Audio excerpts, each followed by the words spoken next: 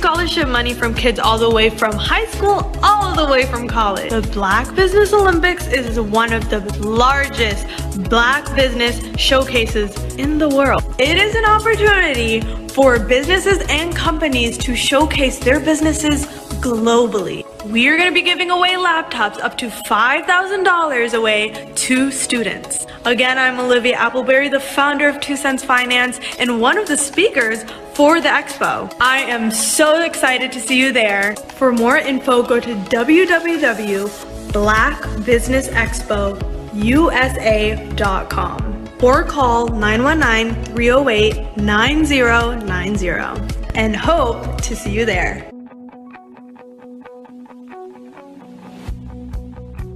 I am Black Business. From the moment I wake until the time I sleep. Yes, I am Black Business. I am Black Business. Tell me, are you Black Business? I am Black Business. Do you support Black businesses? Listen, I support Black business because I am Black Business. Black Business Expo. One of the largest business showcases in the history of Black business in the world. The world! Sign up today at www.blackbusinessexpousa.com or call 919-308-9090. I am Black Business. I am Black Business. From the moment I wake until the time I sleep, I am Black Business. I am Black Business. Are you Black Business? I am Black Business. Do you support Black businesses? I support Black business because I am Black Business. Black Business Expo, one of the largest business showcases in the history of Black America in North Carolina. Sign up today at www.blackbusinessexpousa.com or call 919-380-9090. I am Black Business. I am Black Business. From the moment I wake until the time I sleep, I am Black Business. I am Black Business. Are you Black Business? I am Black Business. Do you support Black businesses? I support Black business because I am Black Business. Black Business Expo, one of the largest business showcases in the history of Black America in North Carolina. Sign up today at www.blackbusinessexpousa.com or call 919-380-9090. I am Black Business. I am Black Business. From the moment I wake until the time I sleep, I am Black Business. I am Black Business. Are you Black Business? I am Black Business. Do you support Black businesses? I support Black business because I am Black Business. Black Business Expo, one of the largest business showcases in the history of Black America in North Carolina. Sign up today at www.blackbusinessexpousa.com or call 919-380-9090. I am Black Business. I am Black Business.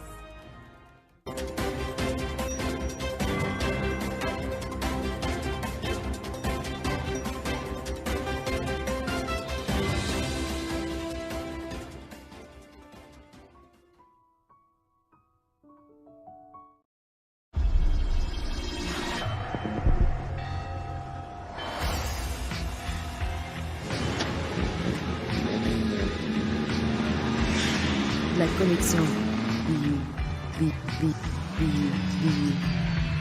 La collection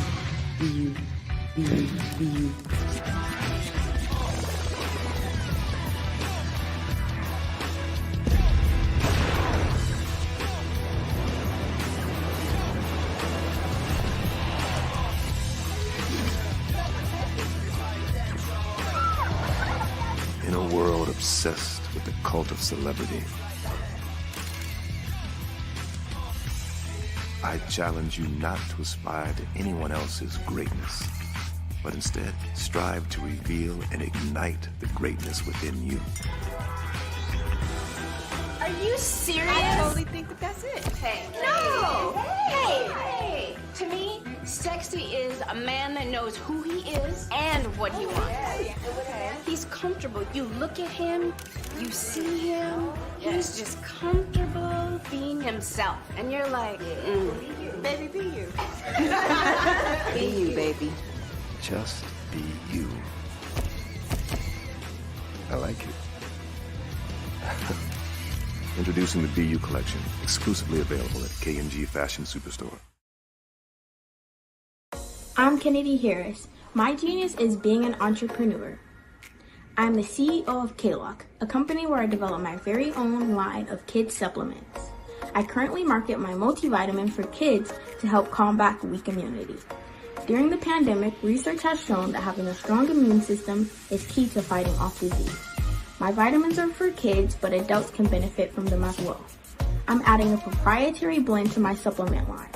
I want to create my own blend so that I have a competitive edge in the marketplace. Staying healthy is important to me so that we live longer and have healthier lives. My website is klockproducts.com. That is K-L-O-C-K. Genius is common.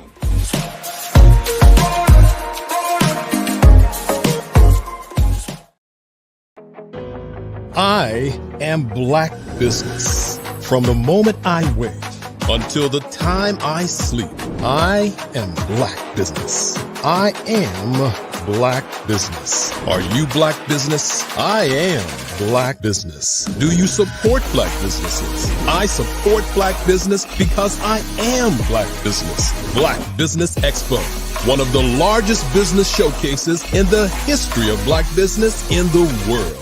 Sign up today at www.blackbusinessexpousa.com or call 919-308-9090. I am Black Business. The Black Business Expo's mission is to raise funds for high school seniors going to college or K through 12 entrepreneurs. This expo is a fundraiser for students. Please, you may go to www.blackbusinessexpousa.com to donate to the scholarship fund or use the Cash App at $BBXUSA. Our goal is to give laptops and up to $5,000 to 10 students. Students can register online at www.blackbusinessexpousa.com. Every dollar counts. Please donate to the Black Business Expo USA Scholarship Fund.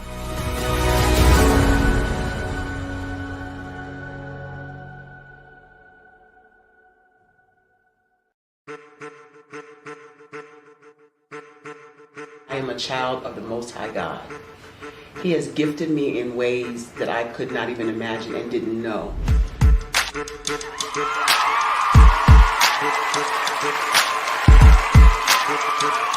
There was a time when I didn't know who I was. I listened to other people tell me who I should be, what I should do. I listened to people telling me that I should be a boutique owner, that I should be a construction manager, that I should be a laborer. Have you ever felt like you should do something else, be something else, go somewhere else, be wherever you wanted to be, and you felt like you were in a box? Anybody in the room? And you couldn't get out. Anybody in the room? And you kept trying to go and go and you couldn't get out. Anybody in the room? But let me tell you, you need to rock the box. Rock the box.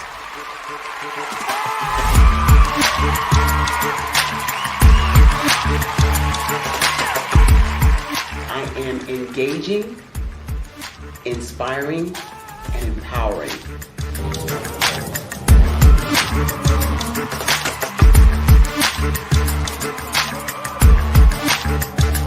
I would give you everything I know. Just by touching you, if I could, by osmosis, give you every single thing I've learned, I've gone through, I know I would.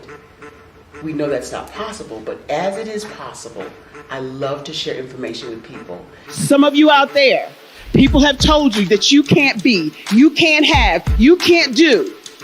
But I will tell you, like Kingston said, you can, you must, and you will. If it's to be, it's going to be me. You got to say it. If it's to be, it's going to be. If it's to be, it's going to be. If it's to be, it's going to be.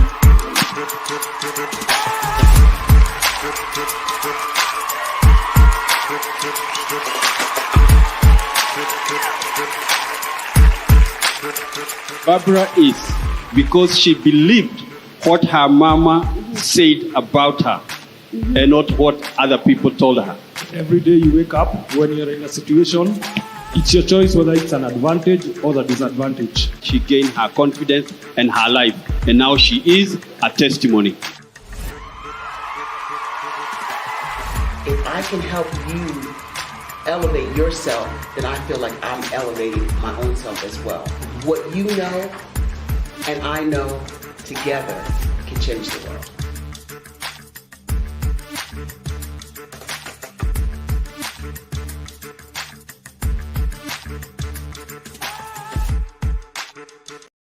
Follow the Brand TV broadcast host, Grant McGaw, as he visits with top executives and entrepreneurs to find out their secrets of success with their personal brand. Follow the Brand TV broadcast host as he focuses on brand development to build better relationships, bring value to your business, relationships, and career. You will enjoy listening to each episode that is tailored to speak to you directly. If you're looking for this type of clarity in terms of building your brand, you have tuned into the right station. Each episode will help you to shape a conversation in the 5-star BDM network of 20,000 professionals and become a springboard for your corporate engagement and business opportunities. Each guest will frame their story in the areas of personal branding, business development, career development, financial empowerment, and technology innovation. Grant McGaw explains why he is the CEO and owner of his own professional career. Grant is an accomplished business leader and entrepreneur who wants to give back to individuals to grow their personal brand strategy. Tune in as he weaves his story about new possibilities, while to you exceed expectations. If you love storytelling, this show will make for fun.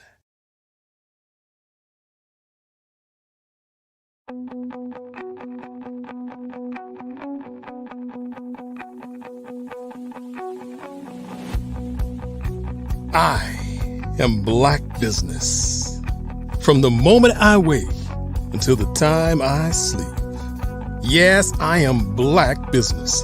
I am Black Business. Tell me, are you Black Business? I am Black Business. Do you support Black businesses? Listen, I support Black business because I am Black Business.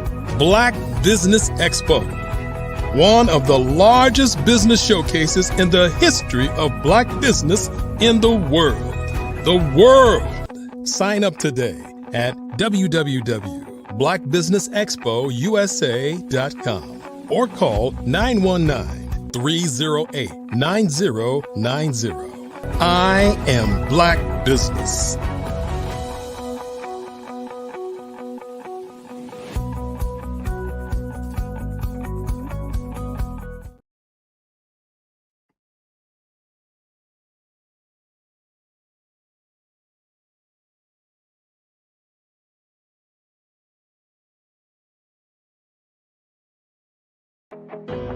I am Black Business. From the moment I wake Until the time I sleep, I am Black Business. I am Black Business. Are you Black Business? I am Black Business. Do you support Black businesses? I support Black business because I am Black Business. Black Business Expo, one of the largest business showcases in the history of Black business in the world.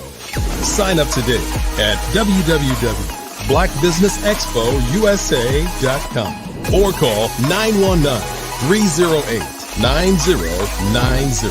I am Black Business.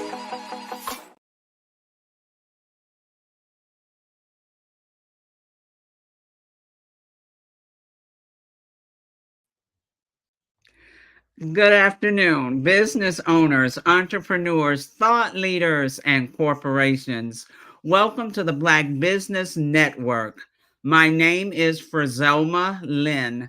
I am your business moderator for this afternoon on the Black Business Network. The Black Business Network is a 24-hour business network showcasing Black businesses, Black owners, entrepreneurs, and thought leaders worldwide. We have speakers from North Carolina, London, Singapore, Africa, Japan, and cities all over the United States. The Black Business Network is a global community sharing its business knowledge to empower, inspire, and educate businesses about business. Our first speaker is Andrea Clark, Dr. Clark. Dr. Clark is a distinguished figure in health science and professional development. She is the founder and CEO of Upskill, a pioneering platform dedicated to advancing health science professionals. By integrating critical thinking strategies into her programs, she equips these professionals with the necessary tools to excel in their careers and make impactful changes. With a notable background in senior leadership at Mayo Clinic, Andrea has been instrumental in developing and managing the reference laboratory processing department, which is now operational across numerous hospitals nationwide. Andrea Clark embodies the spirit of a visionary, dedicated educator, and compassionate community advocate. Her work inspires and shapes the future of health science professionals and the communities they serve.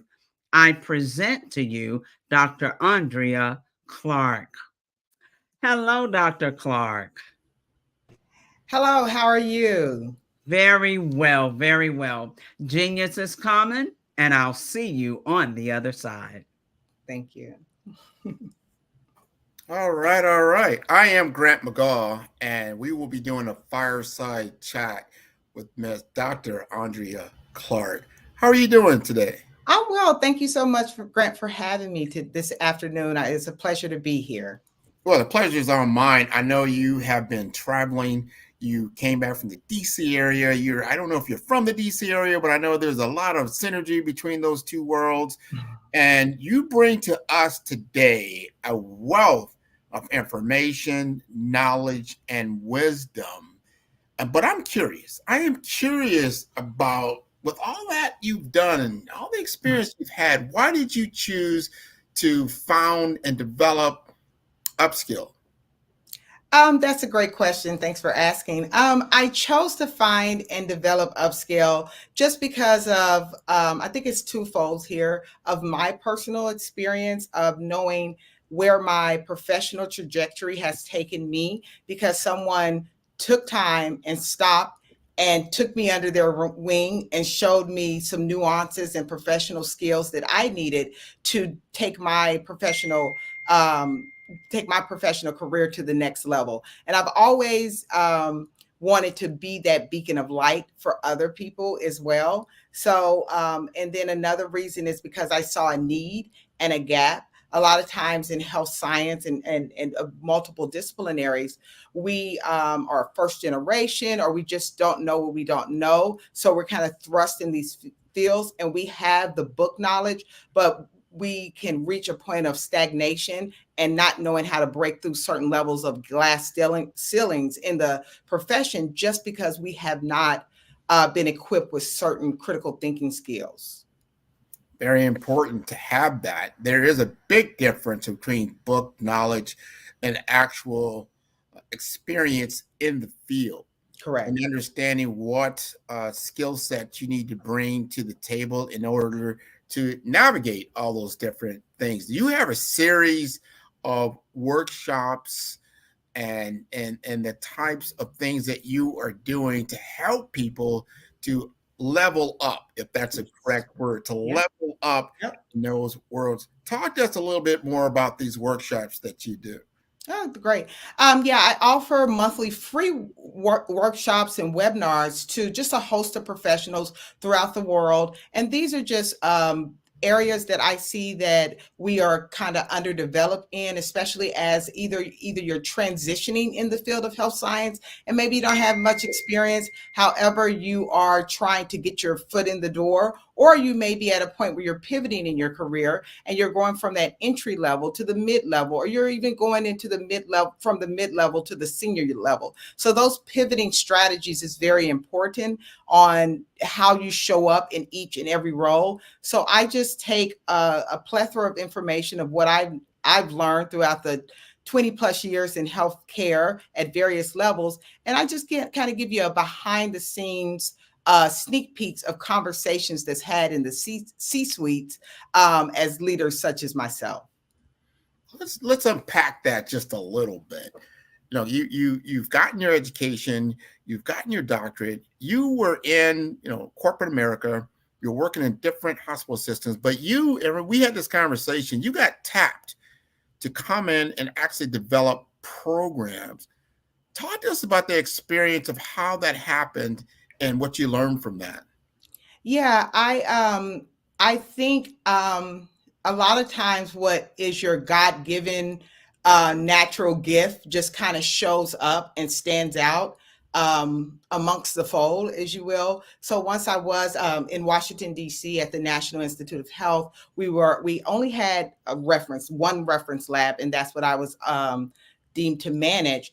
And then I like order, I like structure, I like processes, I like systems, I like to start with the end in mind. So how I redeveloped that system there at the National Institute of Health, that's when a lot of executives flew down from Rochester, Minnesota and said, Andrea, what you did here, can you do this for us throughout the nation? So I'm always up to a challenge, because I believe challenges are just opportunities with work clothes on. So I took the challenge, and then I went ahead and was one of the a pivotal leader in developing reference laboratories through multiple hospitals throughout the nation. What is that like? I mean, busy to do something like that. It just sounds very intricate. It's a lot of different people management and system management. I mean, help me understand. I mean, I'm lost. I'm like, what exactly do you do again? Yeah, exactly. So just to kind of give you a high level overview, what I was tasked to do was any hospital that cannot perform a test that a patient needs, a lot of times they send that off to other hospitals that have equipment to perform those tests. And so what I was deemed to do was go into every hospital that we had a client vendor contract with, whether it was Mass Gen, Duke, UTSW, Oregon, Kansas, you name it, I was there. And I would insert a mini lab, which is called a reference laboratory. I would then hire an individual, a laboratory technician, and set up the training and the operations there. And then I would do that throughout the United States, basically at various laboratories. And it's just a collaborative effort that hospitals use so they will not be limited in the care that their patients need. So I would manage those sites, scale those sites, and run all of that from my home base at the time in Washington, D.C. So as you gain that type of experience, and I see you now at Upscale, and you're doing a lot of professional training, professional coaching. Did you see something out in the field and you say, I know you all went to school, I know you're all educated, but I also see that you are lacking in certain areas that maybe I can lend some help? Exactly. To be honest, Grant, I love to see people win. And I'm a winner and I love to see people win. And if I can give any type of expertise, knowledge, or, things to avoid along the way, to give you the individuals those jewels, I'm always open and available to that. So even when I was a senior leader in my previous role, a lot of my employees at the time were new college graduates. They got a science degree and they don't know what to do with it. So, I would bring them into the lab, we train them up and do everything. And I would always call them and give them skills training and just be a mentor to them, because I really wanted to see them win and really leverage this opportunity. So when I moved on from Mayo and went on over to graduate school, because I was pivoting myself at the time, I'm in a biomedical master's program, and now I'm the old lady in class. However, I see all these young adults, they have the science class down, but I've seen, different heights. So I was like, I got to start coaching them, so they can not only know the science, but they can really have that professional etiquette that they need to get the visibility to go to the next step. So I created a job for myself in grad school. And that's when I said, you know what? This is what I'm passionate in. This is what I love to do. I love to see people, be the conduit, right? To allow people to really excel and go to the next level. So I'm gonna tell something that me and you are working on. We're gonna let the audience know. Me and you are working on something, because if anybody's tuned in to Grant McGaw and then just now tuned in to you and they say, hey, I think I hear something similar. You're right. You are right, because we are working on a program. I am big into healthcare. I've been big into information technology. I've got branding. I've got marketing.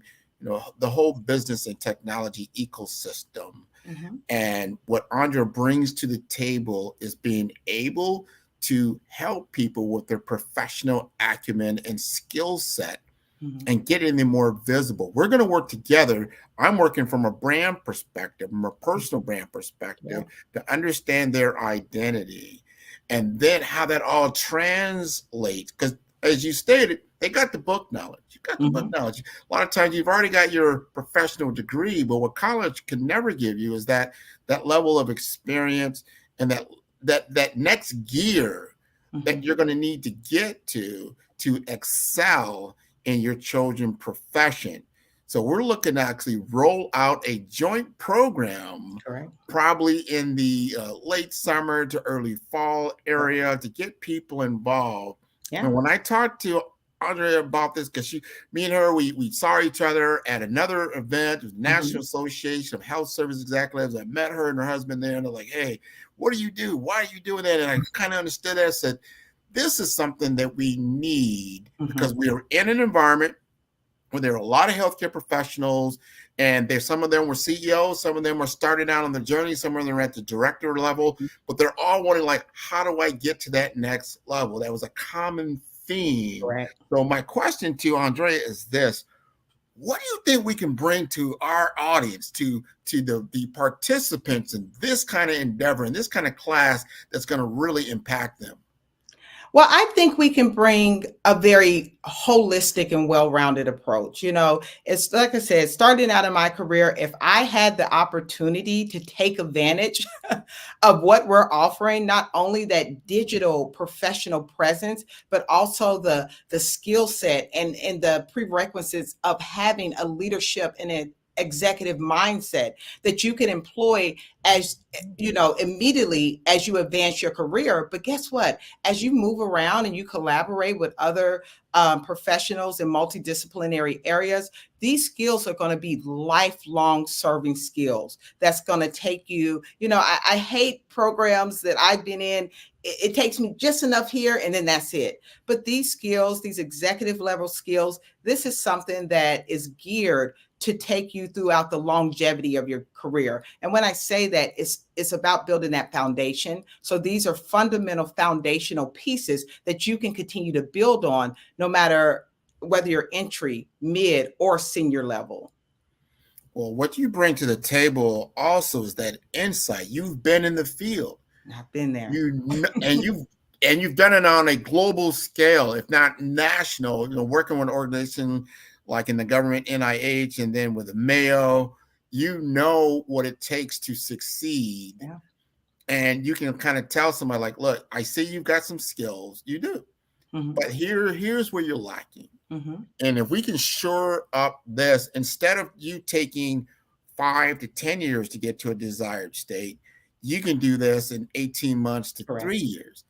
I think that's a good value proposition. Oh, that's a good thing. And, and just avoiding those traps and those nuances that you don't know, because like you said, yourself and myself with such multiple decades of experience in between us, by going back and sharing those tools, and not only giving you the tools to show you how to work the tools for your favor, for your benefit.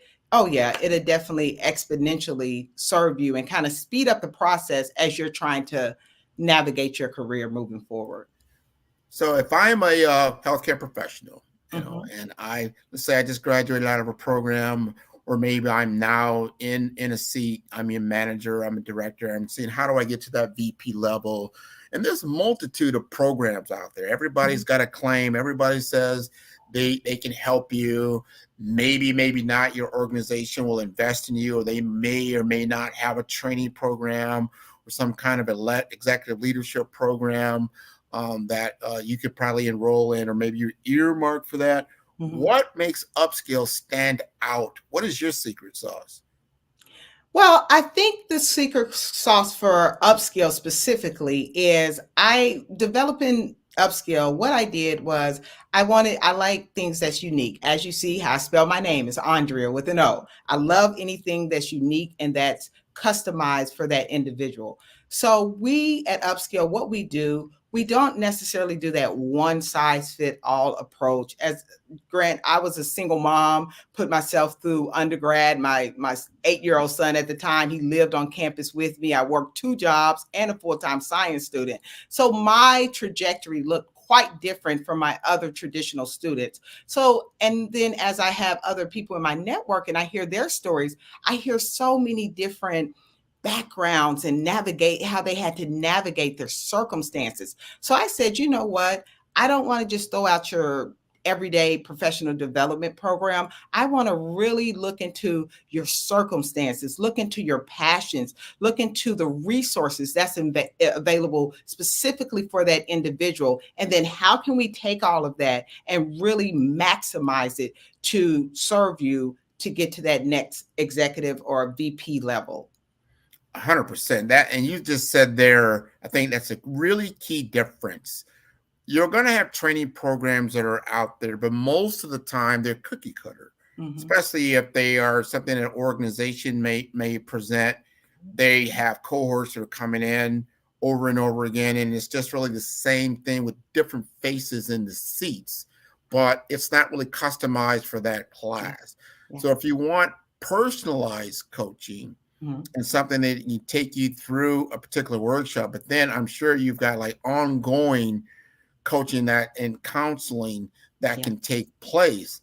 Because here's what I found out, and I've seen this happen. So someone's in a director level, and they do get coaching, and then they get to that VP level, and then they're like, oh, how do I operate at this VP level? You know, what does that look like? And do you just get a whole new coursework with a whole new people that may or may not work? Or can you work with an organization that can take you all the way through? Yeah, that's good. And I think something that's essential for whatever level you go to, even if you're at that senior level, just start with the big picture, meaning what's expected from me. I always say when I'm working with individuals that takes advantage of my courses and my webinars, like I like to compartmentalize things just to make it easier to process on a cognitive level. So when you have your entry level, we're looking for consistency. We're looking for just your basic fundamental working skills. When you have those management levels, we're looking for someone to refine and align systems, processes, making them more efficient. But when you're looking for those senior executives, we're looking for what? Someone that's future focused, someone that can take this organization and expand it to the future vision that you see as a leader. So if you just start there and kind of work our way backwards, I personally use that tactic even when I was with Mayo running over 30 labs nationally. I was like, okay, what's the game plan here? What is the goal? And then I take that big picture and then we kind of just work it backwards. And then you can really create a customized blueprint for yourself. Oh man, that's golden knowledge right there. That's that growth mindset. You know, I got that from one of my other guests around the show, Daphne Jones, talks about that, the growth mindset, a fixed mindset. And you have to understand the difference between those two. Not to say one is better than the other. You just have to be aware. Some things are fixed, some things are in a growth spirit, and depending on where you're at and what your goals are. I want to ask you this, because this is very important. And I know a lot of people that are teetering in and out of this. You worked in corporate America. You've been a W-2 employee. You also now have been an entrepreneur writing your own paycheck. How did you make that transition, and what have you learned through this experience? Well, that's a great and loaded question, Grant. So yeah, I went through several areas in the health science field. From my original background is scientific research, and then I transitioned it actually into clinical laboratory, and then I went on to run labs and operational. So I've been able to have multiple positions in the healthcare space, health science space. So from your non-clinical to your clinical, now public health. So I've been able to pivot quite nicely. So just, I guess, looking at my trajectory, I would say, I'm gonna stop here. Could you kind of break that down one more time for me? I think I lost my. No. The main thing is, how did you make that transition? You know, from working in corporate America to being an entrepreneur. Okay, thank you. Sorry, I lost my train of thought there for a second. So, to be honest, I'm a leaper. I believe. I tell my son this. I tell myself this: go and grow. So that's my mantra for myself. Whenever I get too comfortable, whenever I can do this like the back of my hand. Like, you know, I did, believe it or not, even though I had such a big role and responsibility at Mayo, after I refined that thing, I had it running like a well-oiled machine. And that's kind of when you have to be careful, because the ego, you know, kind of steps in and you're like, okay, I got this. There's no challenge here. But that's when you have to be self-aware and say, hold on, there's no challenge here anymore. So am I really growing?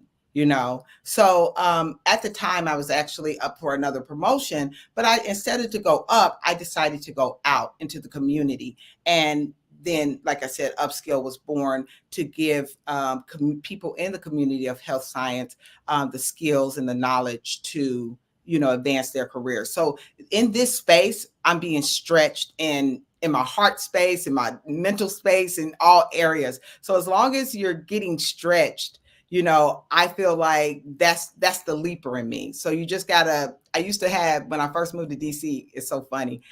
I didn't have a job at the time, but I made my own business card and I just put leap and the net will appear. So that's really just been that's really what I've been doing. You just have to leap and you have to constantly keep checking in with yourself. If you're too comfortable and you can do your job like the back of your hand, like knowing it like the back of your hand, you really need to sit down and assess yourself and say, okay, what's the next step for me? Where do I feel uncomfortable? And dare yourself to go into those unknown spaces. Wow, you are a daredevil. You know, you think about it. He's like, I can, but you have confidence in yourself, and that is what's important. You have confidence, even though it's like you may not always know exactly what the next day, next week, next month, will bring you to, but your confidence about moving forward. That resonates with my brave framework. And that's what I use a lot. You've got to be brave in order I to love that be brave. Yeah. an entrepreneur, because you don't know exactly how things are going to work through. Now, it's always nice to have that guaranteed paycheck, right? But what we're learning now, especially in the corporate world, there is no such thing as a guaranteed paycheck. Right? You could get a pink slip or something like that. The downsizing has nothing to do with your performance. It has nothing to do with you personally. It's just the business is going in a different direction in which you are no longer ideal for the position that you were in. And I'm going to tell my audience this and be aware of this. We are at a precipice with artificial intelligence, with technology of itself. It is a displacer. It doesn't mean that, oh my God, it's just taking my job. Not in that sense. It's just like anything else. If you look at these different ages of time in economies, when you had the agricultural age, you've had the manufacturing age, you've had the information technology age. Now we're going into what I call the intelligent technology age. Yes, there will be displacement, but there will be new jobs. Just like there was no social media job in 1995. No, there was no cell phone technician. No, not in 1985 or something like that. So there will be different jobs, but you've got to look at the job that you have and what you're doing. And you have to honestly ask yourself, is this something that's displaceable? Am I indispensable in what I'm doing? And what skills do I need to really start looking at, or what do I need to do to secure my future going forward?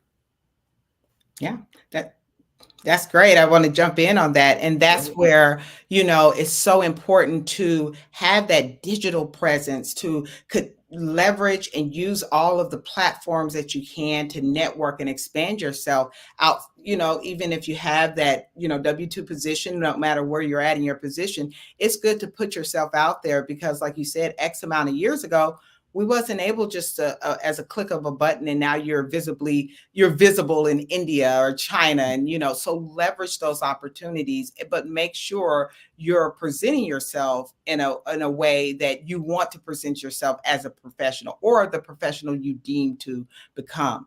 So I was reading an article, and they were saying that 85% of companies worldwide report that they are experiencing a skill gap. So we are in a skill economy. And just to lightly touch on your point of the technology aspect and the AI aspect and everything of that nature in healthcare, I was interviewing the director of pathology of Wake Forest a couple months ago, and he said he never thought the blood bank would, have the automation that it has now. But what happens is a lot of those jobs, the repetitive jobs, like you said, they're shrinking, but new jobs are emerging. And what is that? Problem solving, learning the story behind the data. A lot of false positives happens with a lot of these machineries in the laboratories and other settings. So can you use critical thinking skills to identify, the false positives plus actual positives that's, in this lab setting scenario. So these are the skills that's very necessary, as we move forward in this digital era. 100%. What you just said is so, so important. I want our audience to truly tune into that. You've got to be more proactive. This is a creator economy. You've got to be able to create, or I would say this, if you are able to create, you are going to be much better off. Yeah. You're able to demonstrate skill sets. You're able to, instead of somebody doing something for you, you're able to do certain things for yourself. You're going to be part of collaborative groups and projects. Our younger sets are getting involved with what they call the gig economy, GIG. What is that all about? That means you are an entrepreneur and you're working on project sets. And that project could be from 3 to 6 months, could be 3 to 6 years, depending on what it is. But it avails you to work on many different projects simultaneously, not just one. And now you're able to provide yourself with different benefits. You can get insurance for yourself. You can do all the things that an employer would do for you, but now you can train yourself, you can educate yourself, and you have a lot more freedom in what you're looking to do. I remember, and I'll never ever forget this conversation I had with my high school teacher. This is my high school teacher. And I'm going to date myself that much, but it was a while ago. I was in high school, but I remember I was a senior in high school, and it was like one of the last days of school.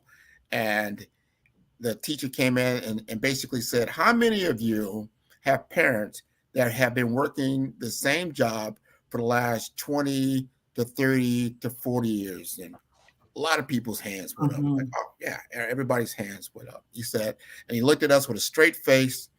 That will not be your experience. He said, you will most likely work for an employer 5, maybe 6, possibly 10 years max for the most part, unless you're in some government job or something to that effect. What I'm saying is that you will have a career, whether it's in technology, whether it's in education and the like. However, the same employer is going to change. You will have a career or a business over the span of your lifetime, but you won't work for one entity for the span of your lifetime. And you need to really embrace that and not look back like, yeah, I've probably had in my particular tenure, probably maybe, 10 different organizations that I work for. We just talked to you. You said, yeah, I work at NIH and I've been at Mayo and now I've got my own business. That's the norm. Yeah, that's the norm. Yeah. You have to recognize you are your job security, right? So say it loud. Yeah, you are your job security. That's how you have to look at it.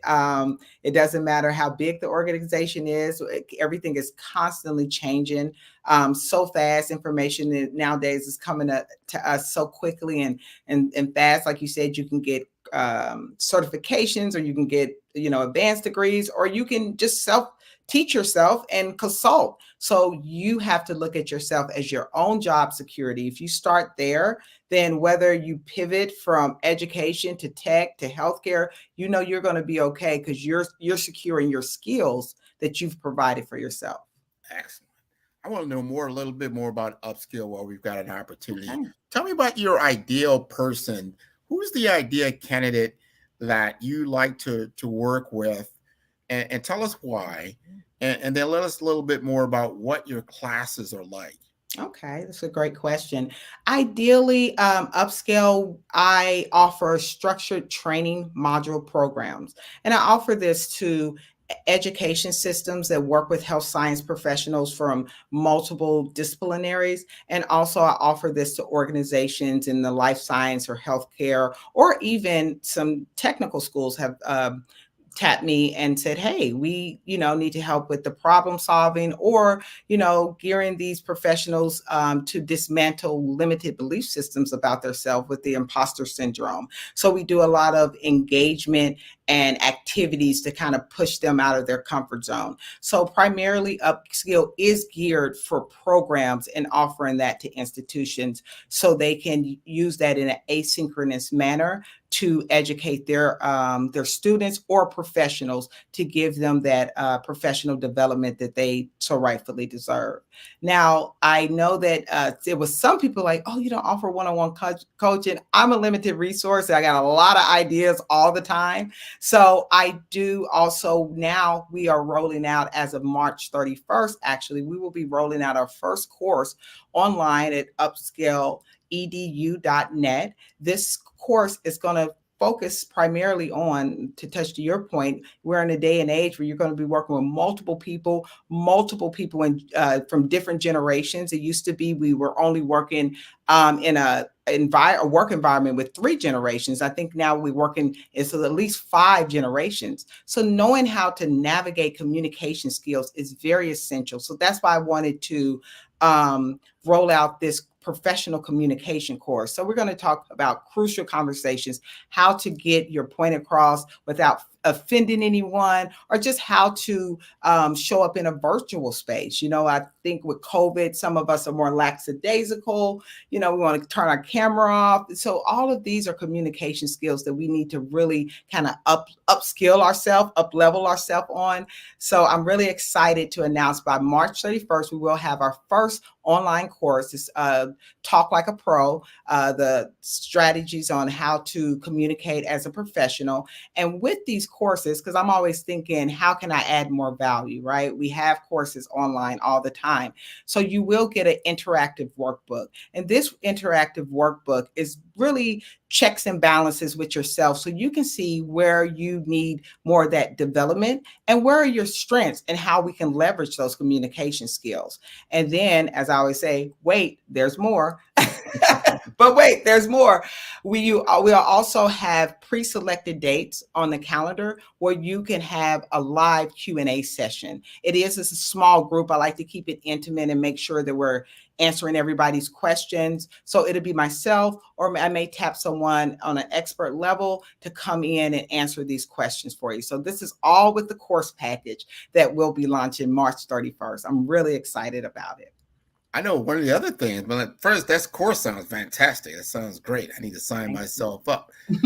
You have certifications that you actually get a certificate for a lot of these courses. Yeah. I think that's a big differentiator. Talk about that certification process.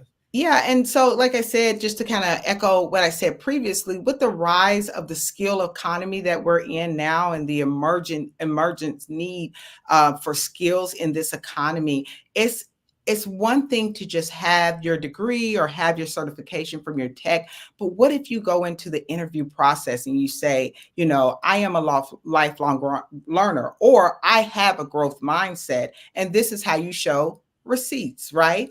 You have a certification that you can articulate during the time of your interview to say, not only do I have this hard skill that I've studied at X, Y, and Z university or technical institution or healthcare institution, but I went above and beyond to learn certain nuances as a professional that I need so I can give you the best deliverable as I'm here as an employee. So that's why the certification is in place, just so you can kind of upskill yourself and, sell yourself better in those interviews. So I know me as a national hiring manager, if I was to ever get that, okay, I see you have this science background and lab experience, and then you say, wait, there's more. I also did this on my own volition.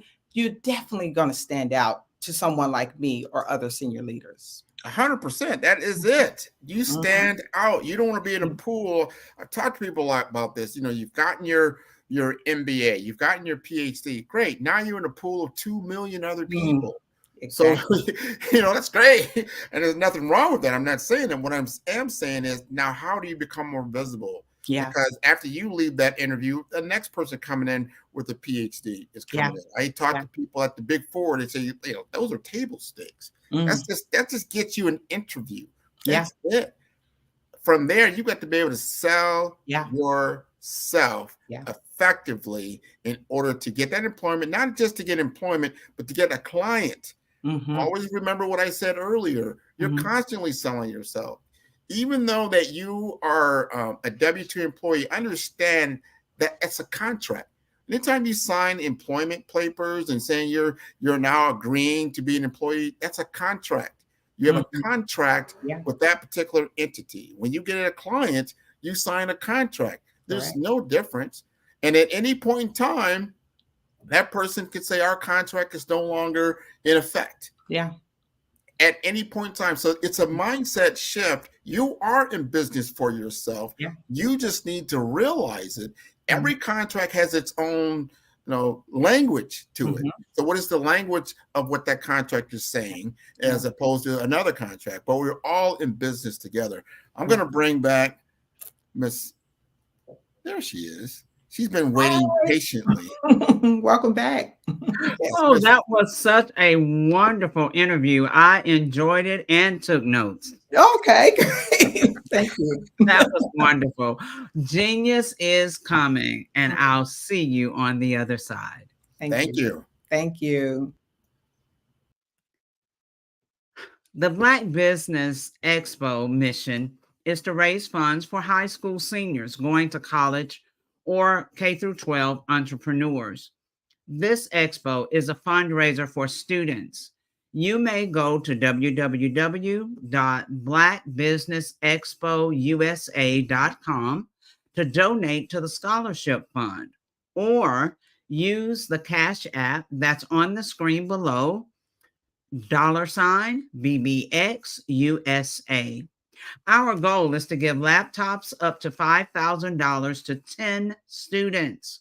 Students can register online at www.blackbusinessexpousa.com, www.blackbusinessexpousa.com. Every dollar counts, so we want to remind you to donate to the scholarship fund.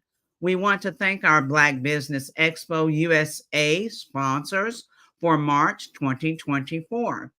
NC 100, Moody Capital Partners, Suede Soul, Lotus Richey Coaching and Training, Carolina, Virginia Minority Supplier Development Council, Step Management, The Hello LLC, Barbara H. Smith LLC, Margie McLean Foundation Incorporated, Genius is Common, Earth Essentials, Melanie Shawnee Global, 5-Star BDM Media, Executive Women's Success Institute, The Quality Coaching Company, Superwoman Business Services, Creative Force Studios, Lee Entertainment, Artistic App Design, Black Business Expo USA. Genius is common, and I'll see you on the other side. 5-Star BDM, Brand Development Masters, is a professional consulting and advisory group keenly focused on business development services for the small to mid-sized business and entrepreneurs. Although every business is unique, they often share business development challenges that can be addressed through smart branding. Services include process improvement and operations, digital strategy and transformation, business intelligence, digital marketing, and personal branding. Our business and personal branding company has helped a number of professionals and organizations to optimize and grow. This results in more business, more opportunities, better reach, positive outcomes. Visit www.5starbdm.com today to learn more.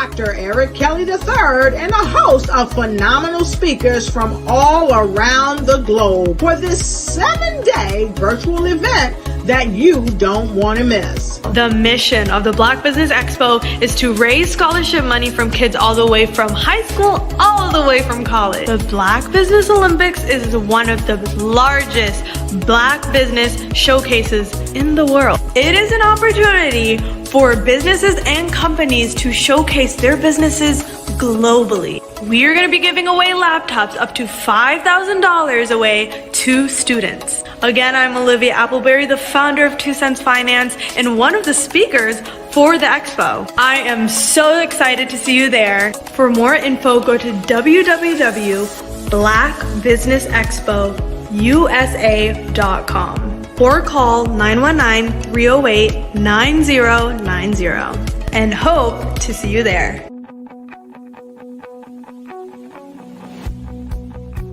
I am Black Business.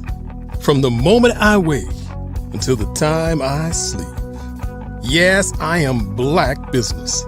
I am Black Business. Tell me, are you Black Business? I am Black Business. Do you support Black businesses? Listen, I support Black business because I am Black Business. Black Business Expo, one of the largest business showcases in the history of Black business in the world. The world! Sign up today at www.blackbusinessexpousa.com or call 919-308-9090. I am Black Business. I am Black Business. From the moment I wake until the time I sleep, I am Black Business. I am Black Business. Are you Black Business?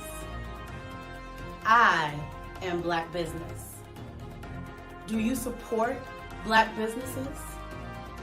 I support Black business because I am Black business. Black Business Expo, one of the largest business showcases in the history of Black America in North Carolina. Sign up today at www.blackbusinessexpousa.com or call 919-380-9090. I am Black Business. I am Black Business. From the moment I wake until the time I sleep, I am Black Business. I am Black Business. Are you Black Business? I am Black Business. Do you support Black businesses? I support Black business because I am Black business. Black Business Expo, one of the largest business showcases in the history of Black America in North Carolina.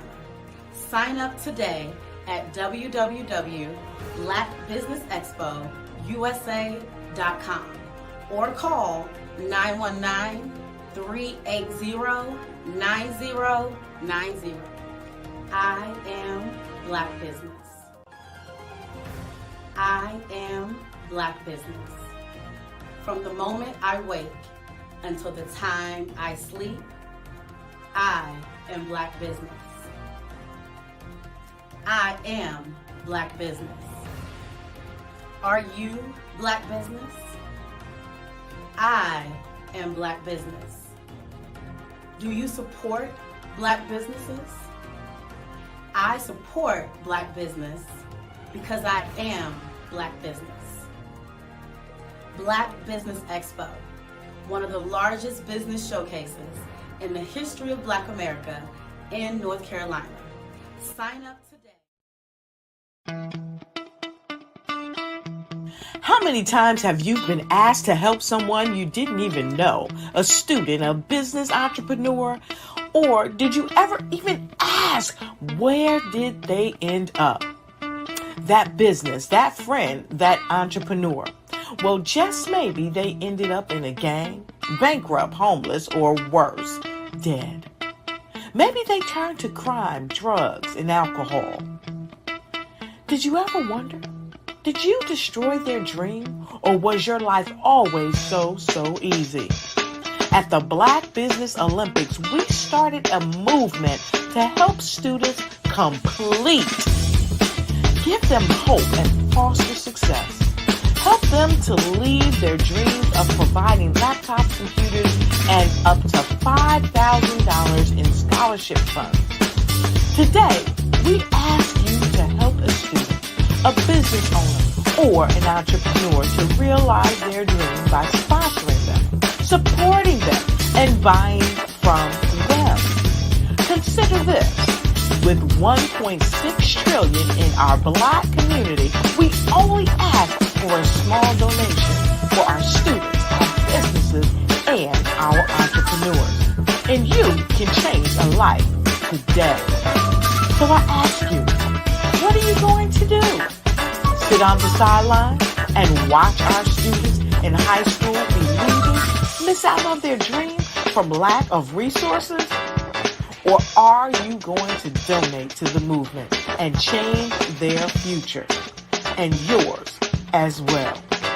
Give us a call today at 919-308-9090. Change their life by investing with action to the Black Business Olympic Fund. The Black Business Olympics, one of the largest business showcases of Black business in the history of the world.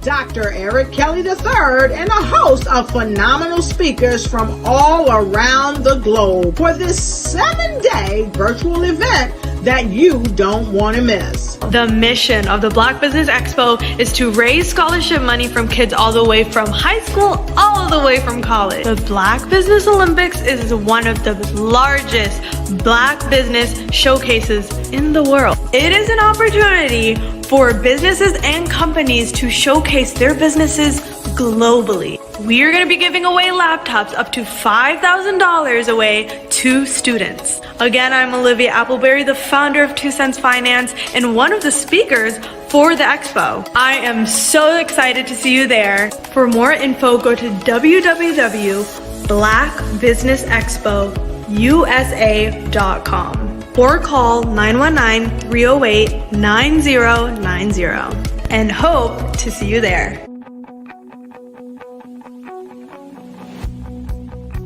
I am Black Business. From the moment I wake until the time I sleep. Yes, I am Black Business. I am Black Business. Tell me, are you Black Business? I am Black Business. Do you support Black businesses? Listen, I support Black business because I am Black Business. Black Business Expo, one of the largest business showcases in the history of Black business in the world. The world. Sign up today at www.blackbusinessexpousa.com or call 919 308-9090. I am Black Business. I am Black Business. From the moment I wake until the time I sleep, I am Black Business. I am Black Business. Are you Black Business? I am Black Business. Do you support Black businesses? I support Black business because I am Black business. Black Business Expo, one of the largest business showcases in the history of Black America in North Carolina. Sign up today at www.blackbusinessexpousa.com or call 919-380-9090. I am Black Business. I am Black Business. From the moment I wake until the time I sleep, I am Black Business. I am Black Business. Are you Black Business? I am Black Business. Do you support Black businesses? I support Black business because I am Black business. Black Business Expo, one of the largest business showcases in the history of Black America in North Carolina. Sign up today at www.blackbusinessexpousa.com or call 919-380-9090. I am Black Business. I am Black Business. From the moment I wake until the time I sleep, I am Black Business. I am Black Business. Are you Black Business? I am Black Business. Do you support Black businesses? I support Black business because I am Black business. Black Business Expo, one of the largest business showcases in the history of Black America in North Carolina. Sign up today at www.blackbusinessexpousa.com or call 919-380-9090. I am Black Business. I am Black Business. Sometimes you got to hear the news from the Black perspective, and more specifically, Black publishers. And that's exactly why you have to download the HeyTie app, the largest mobile app delivering breaking news, videos, and podcasts from 200 of your favorite Black publishers. Yes, 200 Black publishers delivering news as it happens, literally all in one app. Go to HAYTI.com or download the app in the Google Play Store or Apple App Store. It's completely free, along with information that you can trust, so go check them out. Social media is evolving. It's more vibrant, more colorful, more energetic, and so are you. It's not just photos anymore. It's video, it's audio, it's subscriptions. And now there's Fanbase, a new monetized social network. Fanbase delivers the complete native app experience with full content monetization for every user. No algorithms that shadow ban your engagement or growth, and no ads. Follow anyone for free and subscribe directly to your favorite creators for $4.99 a month. Plus, show some love by tipping on any post. Also, make a Fanbase page and monetize your content the same way. Finally, connect with your followers by posting the amazing content you already create. And now, get paid for it. It's time to energize and monetize, because everyone's a fan of something and everyone has a fan base.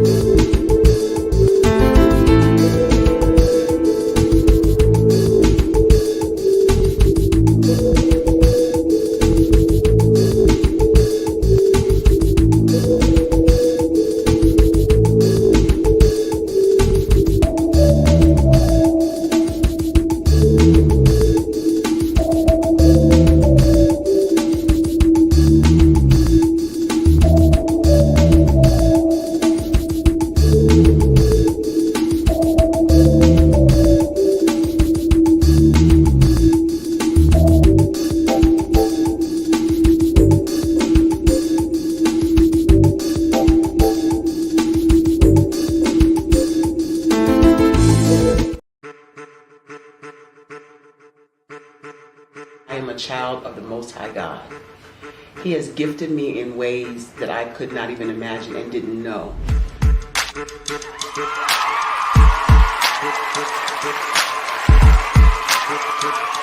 There was a time when I didn't know who I was. I listened to other people tell me who I should be, what I should do. I listened to people telling me that I should be a boutique owner, that I should be a construction manager, that I should be a laborer. Have you ever felt like you should do something else, be something else, go somewhere else, be wherever you wanted to be, and you felt like you were in a box? Anybody in the room? And you couldn't get out. Anybody in the room? And you kept trying to go and you couldn't get out. Anybody in the room? But let me tell you, you need to rock the box. Rock the box.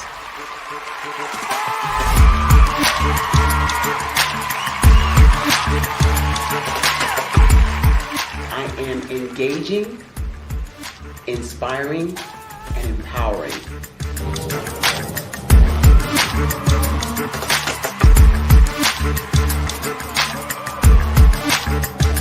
I would give you everything I know. Just by touching you, if I could, by osmosis, give you every single thing I've learned, I've gone through, I know I would. We know that's not possible, but as it is possible, I love to share information with people. Some of you out there, people have told you that you can't be, you can't have, you can't do. But I will tell you, like Kinston said, you can, you must, and you will. If it's to be, it's going to be me. You got to say it. If it's to be, it's going to be. If it's to be, it's going to be. If it's to be, it's going to be.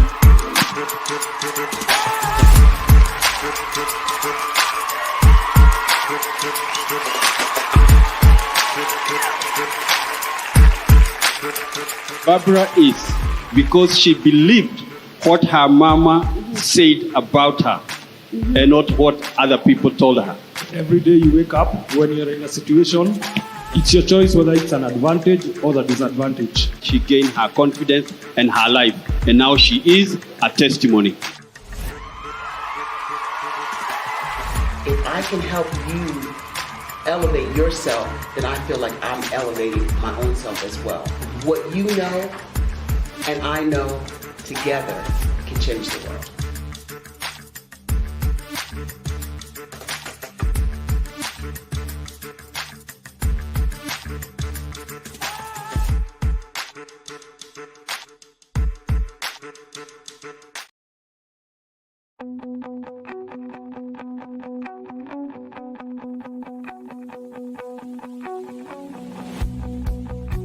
I am Black Business.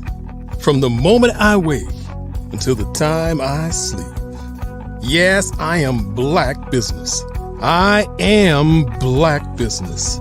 Tell me, are you Black Business? I am Black Business. Do you support Black businesses? Listen, I support Black business because I am Black Business. Black Business Expo, one of the largest business showcases in the history of Black business in the world. The world! Sign up today at www.blackbusinessexpousa.com or call 919-308-9090. I am Black Business.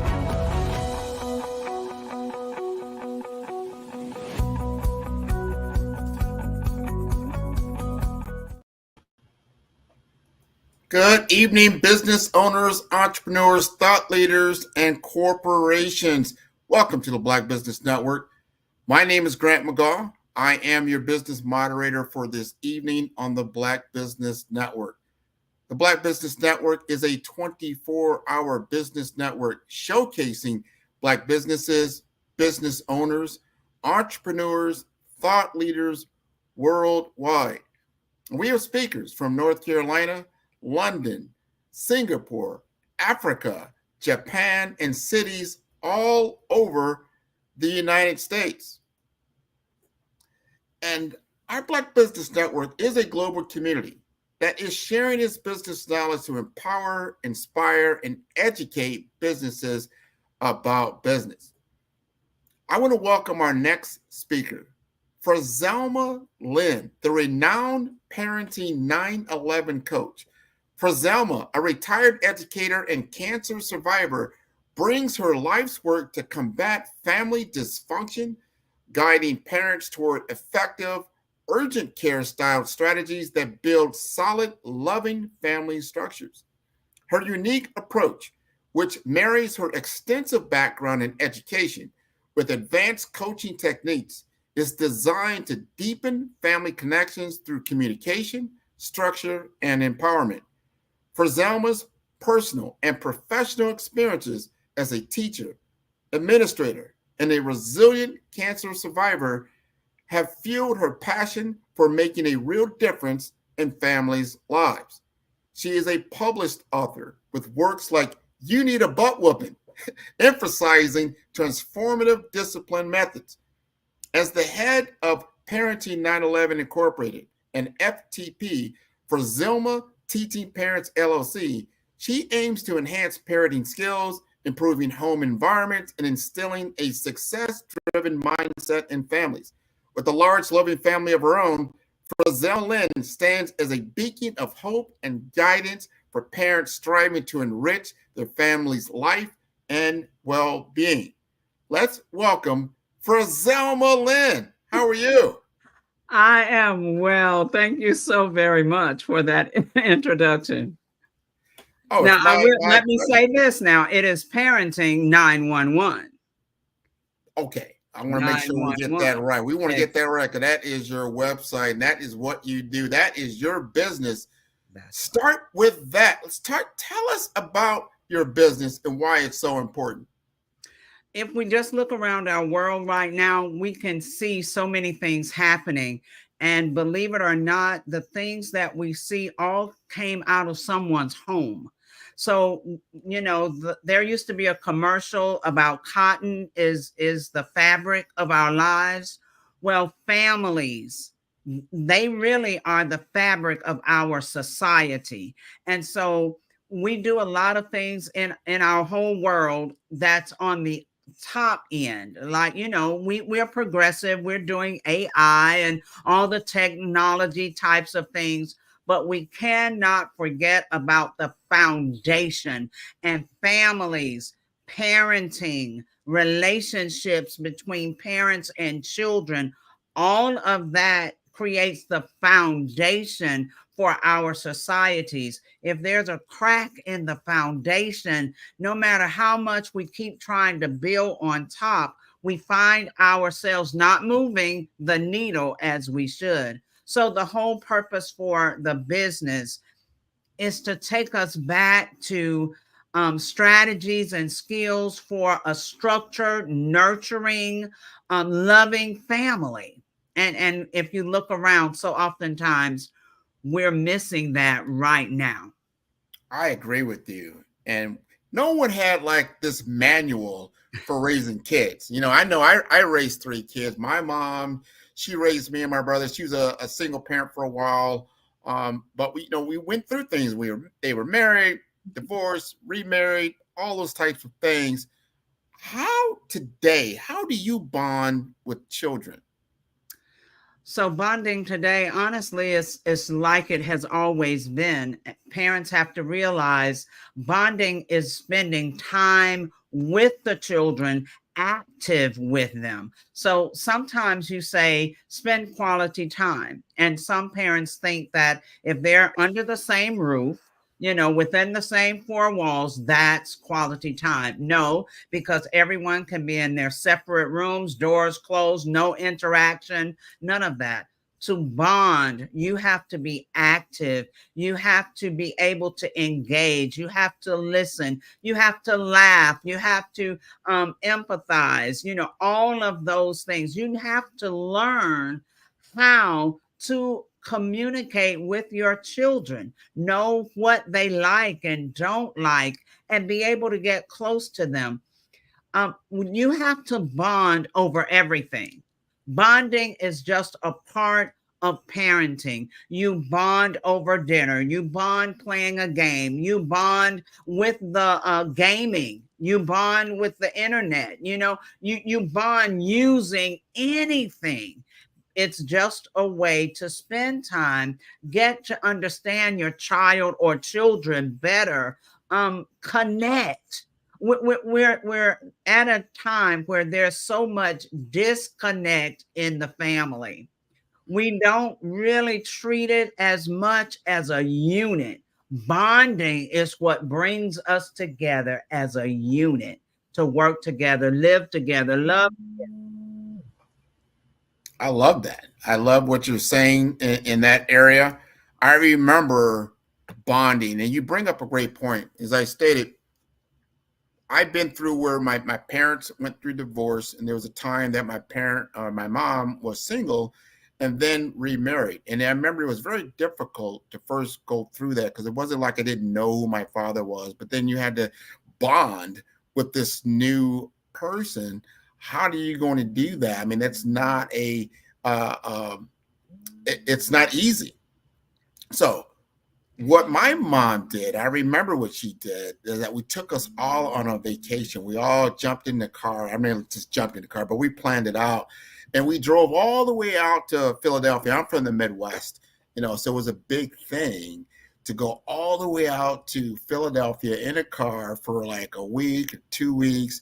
And we really all bonded together on this experience. Even to this day, this was like back, 40 years ago or whatever. But we came together and we still talk about that experience and that time.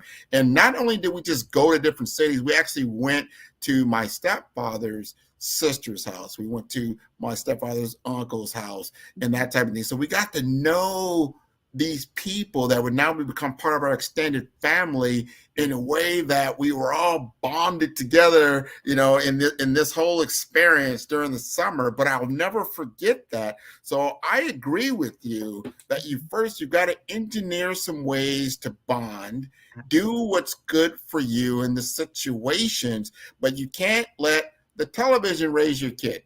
And or the internet. Or the internet. Or the school.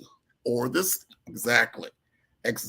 Most of the stuff I remember growing up you asked me what I remember from school, you're like, it's probably some basic stuff, but I remember those experiences that actually taught me. So when I did the same thing with my kids, hey, you know what?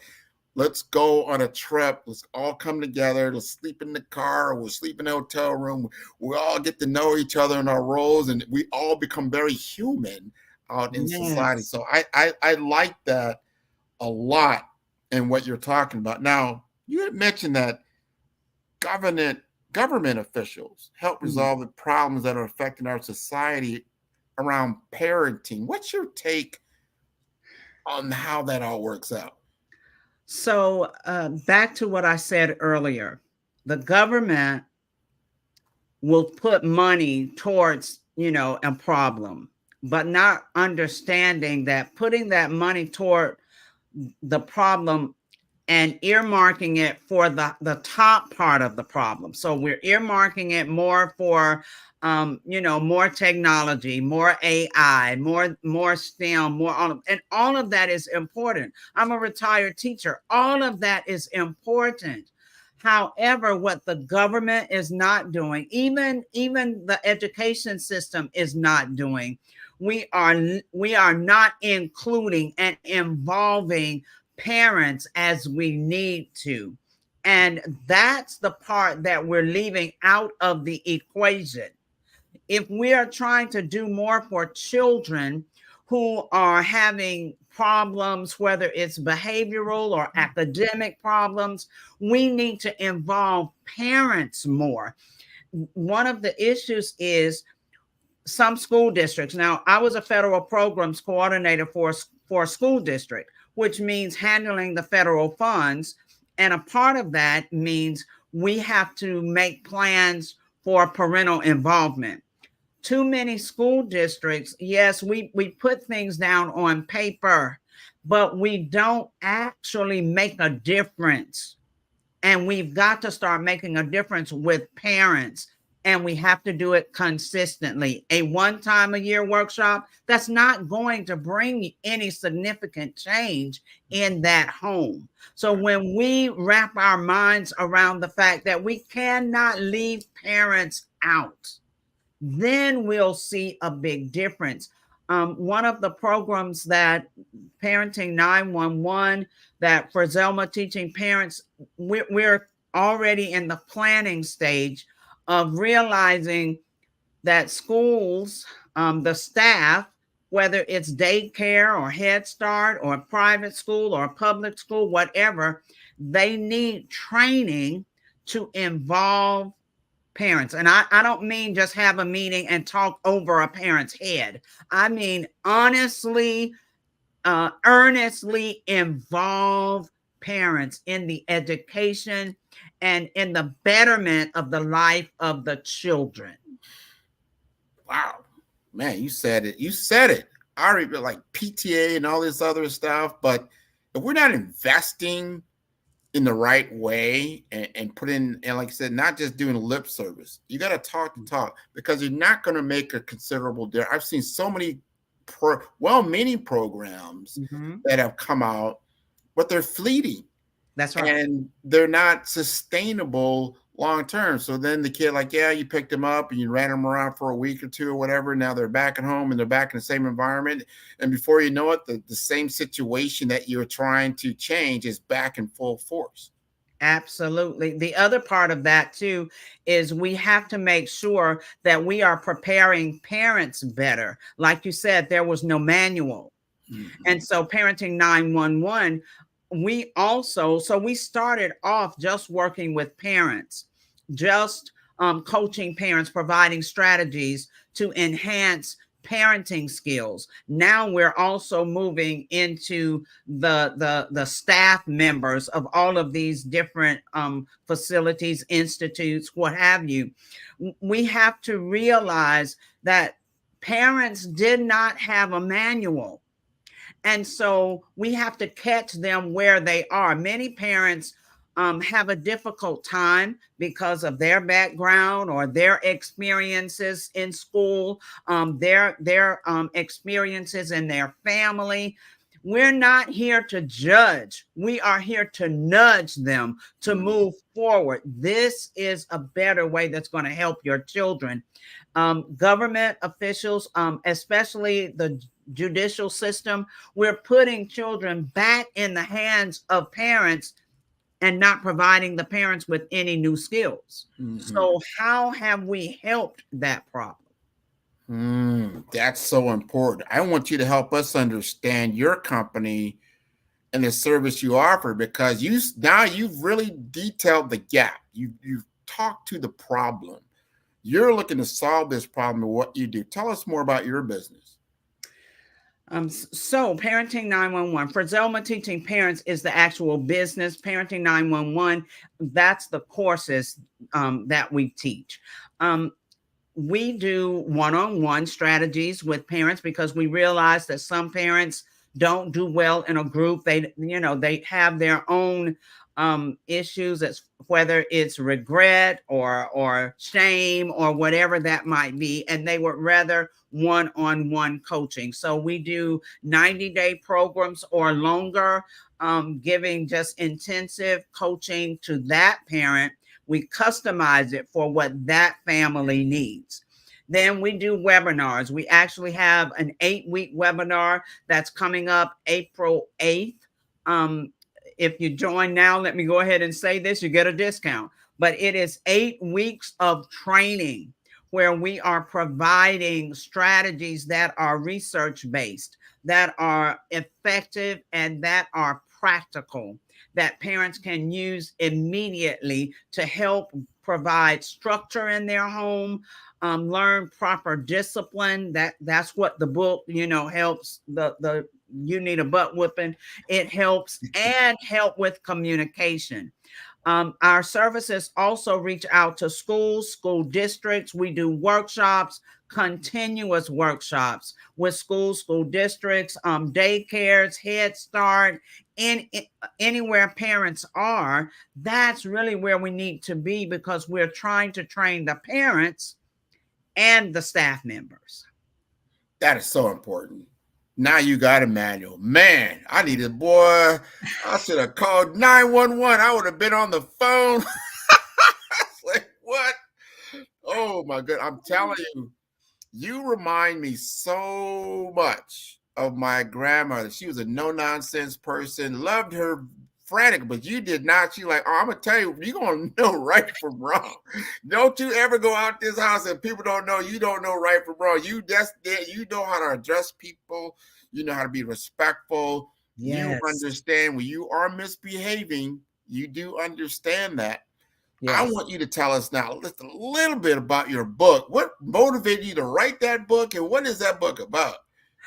So the book actually came about because in the coaching, I hear parents making so many idle threats to children. We say so many things that we don't mean, we don't follow through with. We're just saying, things that we've heard other people say. I watched a mom say maybe 12 times to a child, something like, don't you hear me? Didn't I tell you to stop? I know you heard me. Don't make me come over there. Wait just a minute. Okay, so how many times are you going to say that? And the child never stopped, never even looked up, completely ignored the parent. We say things and have no follow through. We have a lot of bark, no bite. So most of us have heard this saying. We have heard somebody say it, or we've said it ourselves. You need a butt whipping. Now, in the book, it really doesn't teach you how to spank your children. Let me make sure everybody understands that. What it does, though, is teach you alternatives, and it teaches you what real discipline is. Discipline is not punishment. Discipline really is training and modeling. It's modeling and practicing. It's all of that we have to do first. And most of us don't want to go through the process of discipline. We just want the results. As one gentleman said, he said, I just want them to do what I say when I say do it. And I said, that's the result of going through the process of discipline. So we have to learn what discipline truly is, and it takes time. So the book walks you through all the steps. There are 3 steps to discipline. Walks you through the steps, shows you exactly how to discipline. Doesn't matter what age, if the child is old enough to understand. So you can discipline them. Then when there's a consequence, a negative consequence, and you say, I know you knew better, then the child actually will have known better because you will have taught them better. We sometimes punish children for things we have not taught them how to do correctly, and that's an injustice to the children. Oh my God. Boy, you speaking truth today. I'm telling you, you need that manual. Everybody need that manual. Think through time how we were disciplined. And to your point, discipline usually meant hand to butt. Let's just put it. Great way to say it. Yes. Yeah. That was the discipline. But you're saying, if I understand you correctly, you are guiding and mentoring that child all the way through. So hopefully when they get to that point where we've got to put some bark into our bite, they know the difference. They know they have stepped over the line. Yes. And they should know the consequences for that. Oh, I'm glad you said that, because in the book, I teach you how to create a consequence chart. It's a T chart where on one side, because consequences are positive and then they are negative. So on one side, you have positive things. When the child is doing well, even, some parents will say, why should I even reward them in any way when they're doing well? All of us want somebody to say you're doing a great job. All of us want, a high five or a pat on the back or something. So those are the types of consequences that I'm talking about, the positive ones, where you just let the child know that you see them doing good. On the other side, those are the negative consequences. Those are really the things the child doesn't like. It could be, okay, well, tonight you lose 15 minutes playing your game, or you lose 30 minutes hanging out with your friend, or maybe you're going to have to wash dishes, even though it's your brother's night to wash them. You get extra chores, or something simple. It doesn't have to be the butt whooping. And too many parents, that's all they know, because that's all that was given to them. So consequences need to come, and there are natural consequences that come. But what it teaches the children is how to make wiser decisions about their choices. They already know what the consequences can be. I want to talk to you about your school experience, because then you see this play out when you've got a school full of kids and you see the behaviors that are taking place. And I'm sure you can tell, like, all right, this person here or this group here, the parental experience I can see maybe lacking. How did you deal with that? Was that some of the reasons why you developed your program in the first place?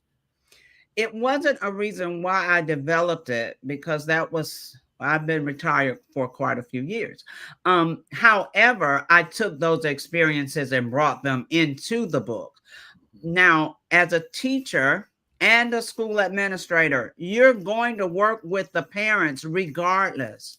So having parent-teacher meetings, or checking with a parent to see why is, the child sleeping every day in class? What's going on? Is there, something I can do to help? That, but it's how you address the parent that makes the difference. Parents, they are adults, and we don't want to be spoken to in a disrespectful way. We can't address them that way, and maybe they don't know any better. I've had some grandparents raising children. The grandparents couldn't read or write. So how are they going to help the children? Now I needed to find other resources that could help the children after school hours. It's a matter of going above and beyond, but knowing that most parents are doing the best they can, or the best they know. You said they're the best they know. That is so important when we look at accountability, responsibility. And I've had some other people in the program even today, because we see the results. If we see our young teens that are getting into trouble, they're acting out, and like, why are you doing these things? Why are they being led down this very dark path?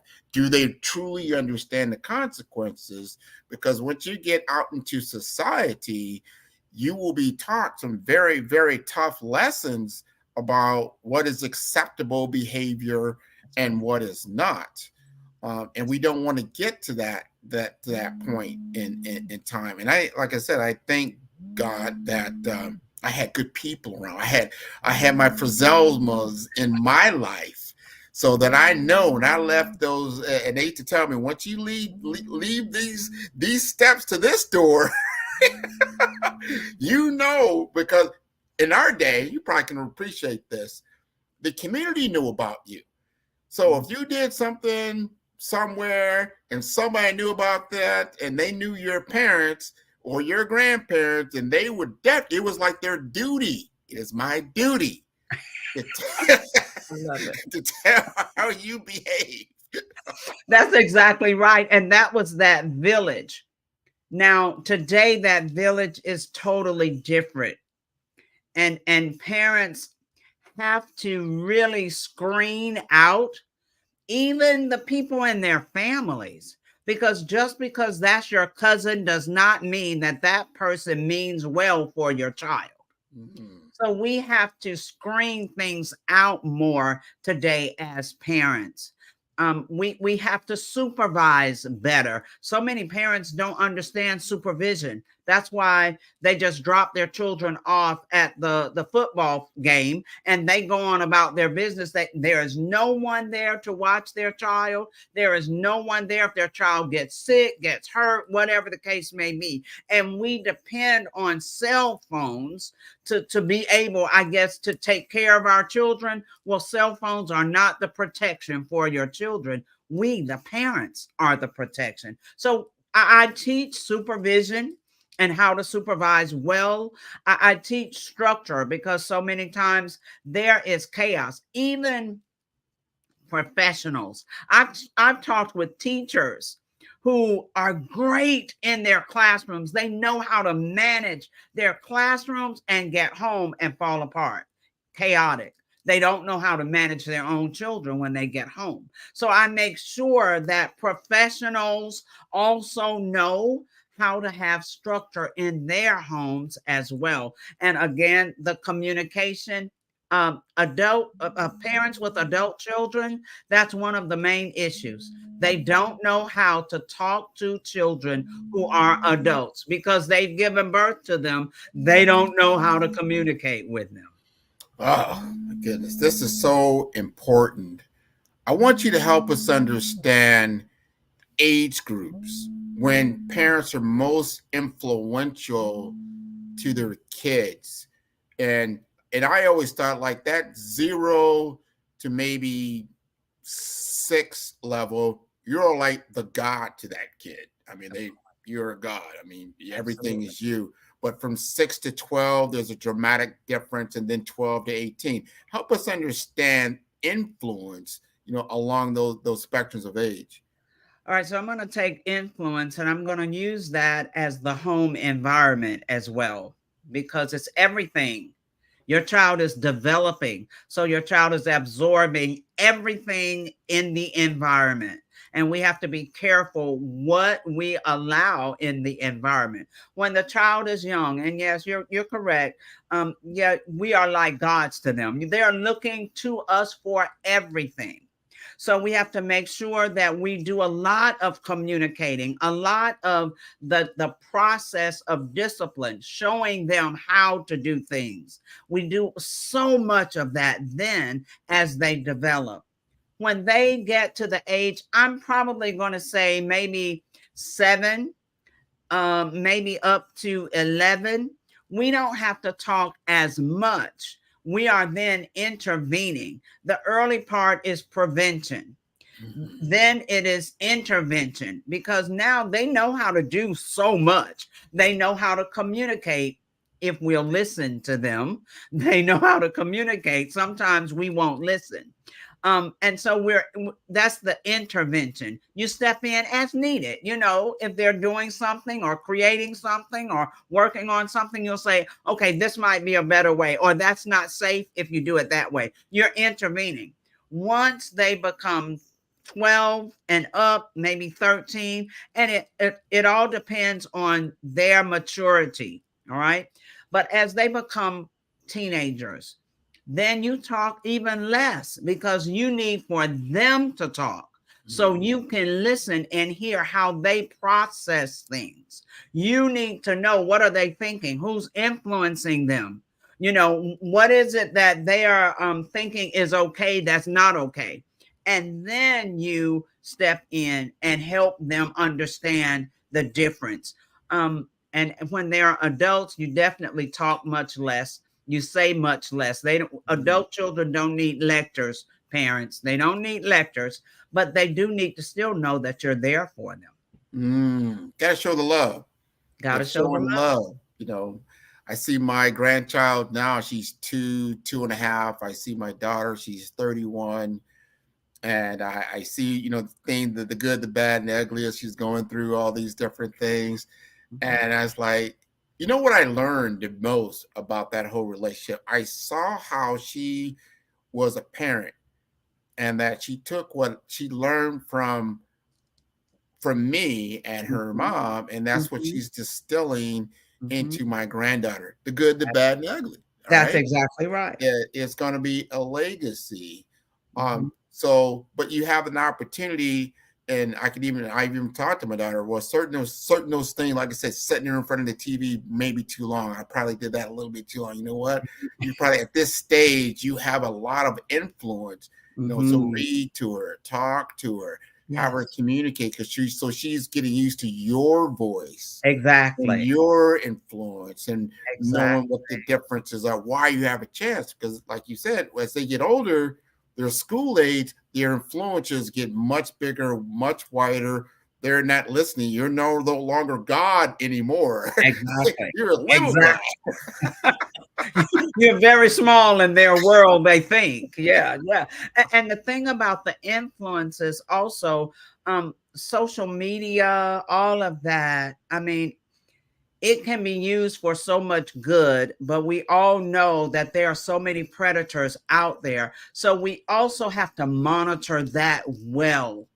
We cannot just allow them to close their doors and be on their phones and their devices for hours and hours and hours, and we have no clue what they're doing. So, I mean, as parents, yes, I understand some parents don't know how to handle the technology. They're not savvy enough, but talk to your children about the dangers. Talk to your children about why you have a curfew. You can only be on there so long.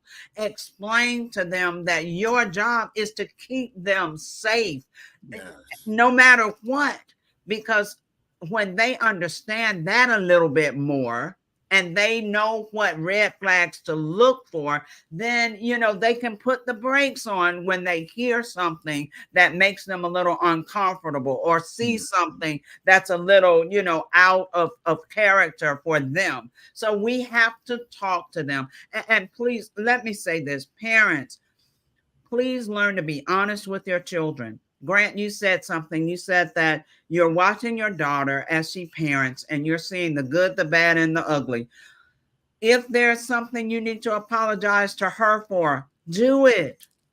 Do it. We tend to raise our children as if we're robots, as if we don't have problems, as if we don't have to figure things out, as if we don't cry sometimes, as if we don't have hurt or whatever. And we try to hide that from our children.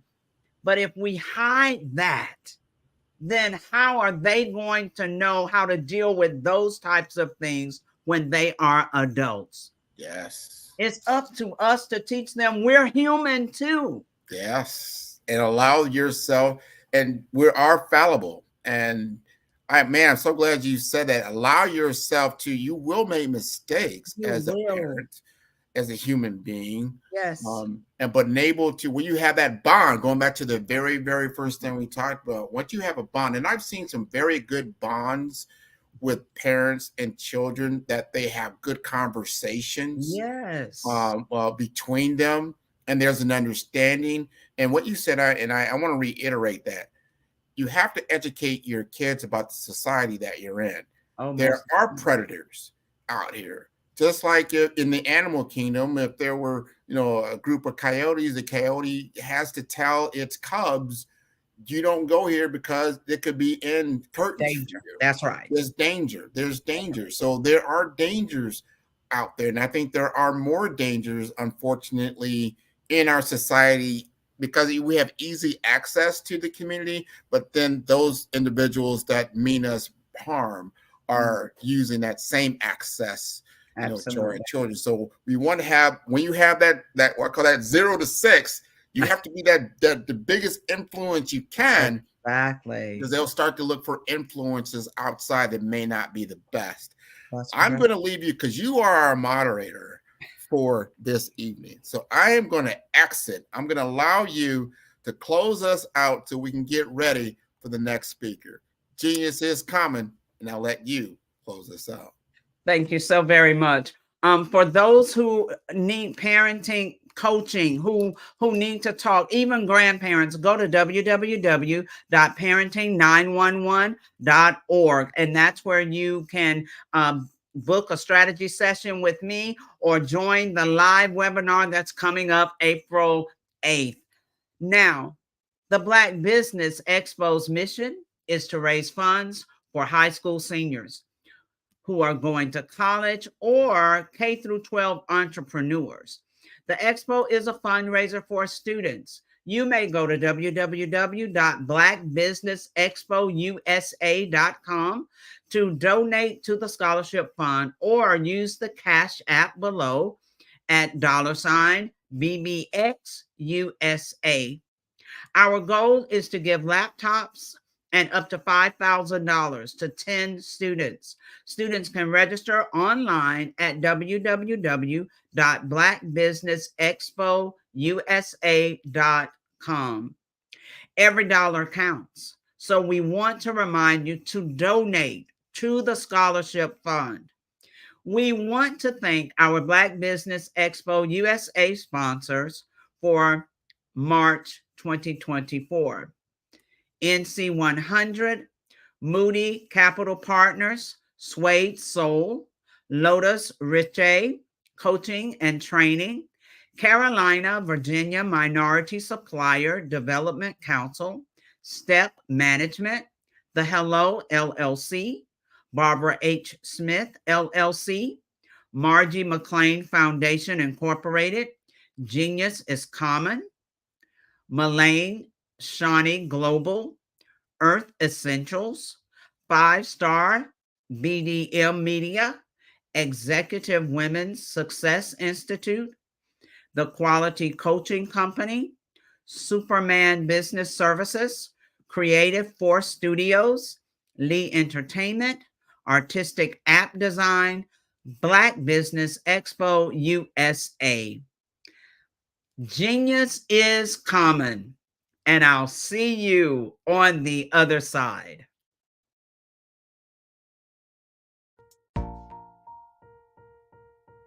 Have you ever seen a parent stressed out and needed a stress reliever with their child? One morning I was coming out of a store and saw a mother and her 3 or 4-year-old son. She was highly upset, actually beginning to yell at him. However, the more upset she became, it seemed the calmer the child became. He sat down on the sidewalk, crisscross applesauce, folded his arms, and looked up at her with a smile. You see, the angrier she became, the calmer he became, because he had the control of the situation. Hi, I'm Frizelma Lynn. I am the CEO and founder of Frizelma Teaching Parents, LLC. I'm a retired teacher, school district administrator, an author, speaker, and I am the Parenting 911 coach. My mission is to rescue families by equipping parents with proven, effective, and practical strategies to enhance their parenting skills. Many times we as a society expect parents to teach, train, and raise their children without providing the necessary tools they need to accomplish this. However, parenting issues cannot be resolved without intervention. Therefore, Frizelma Teaching Parents has provided coaching programs, digital courses, and live webinar trainings to provide step-by-step research-based parenting strategies, even for parents whose children are disrespectful, defiant, for those who have been diagnosed with ADD and ADHD, and even for parents of adult children. No longer will you have the need to feel like you are a failure as a parent. You'll now have the tools needed for each situation. Trust me on this one.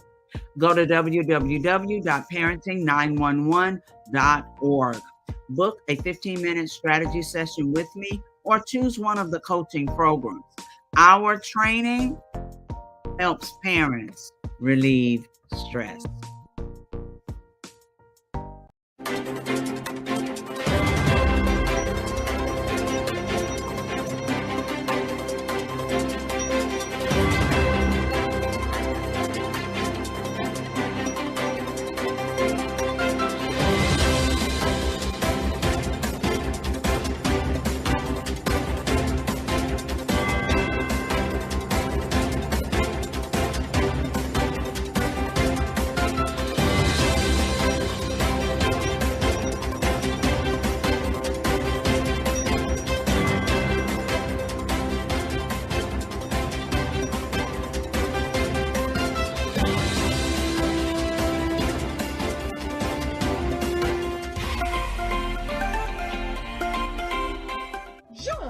Dr. Eric Kelly III and a host of phenomenal speakers from all around the globe for this 7-day virtual event that you don't want to miss. The mission of the Black Business Expo is to raise scholarship money from kids all the way from high school all the way from college. The Black Business Olympics is one of the largest Black business showcases in the world. It is an opportunity for businesses and companies to showcase their businesses globally. We are going to be giving away laptops up to $5,000 away to students. Again, I'm Olivia Appleberry, the founder of 2 Cents Finance and one of the speakers for the expo. I am so excited to see you there. For more info, go to www.blackbusinessexpousa.com or call 919-308-9090 and hope to see you there.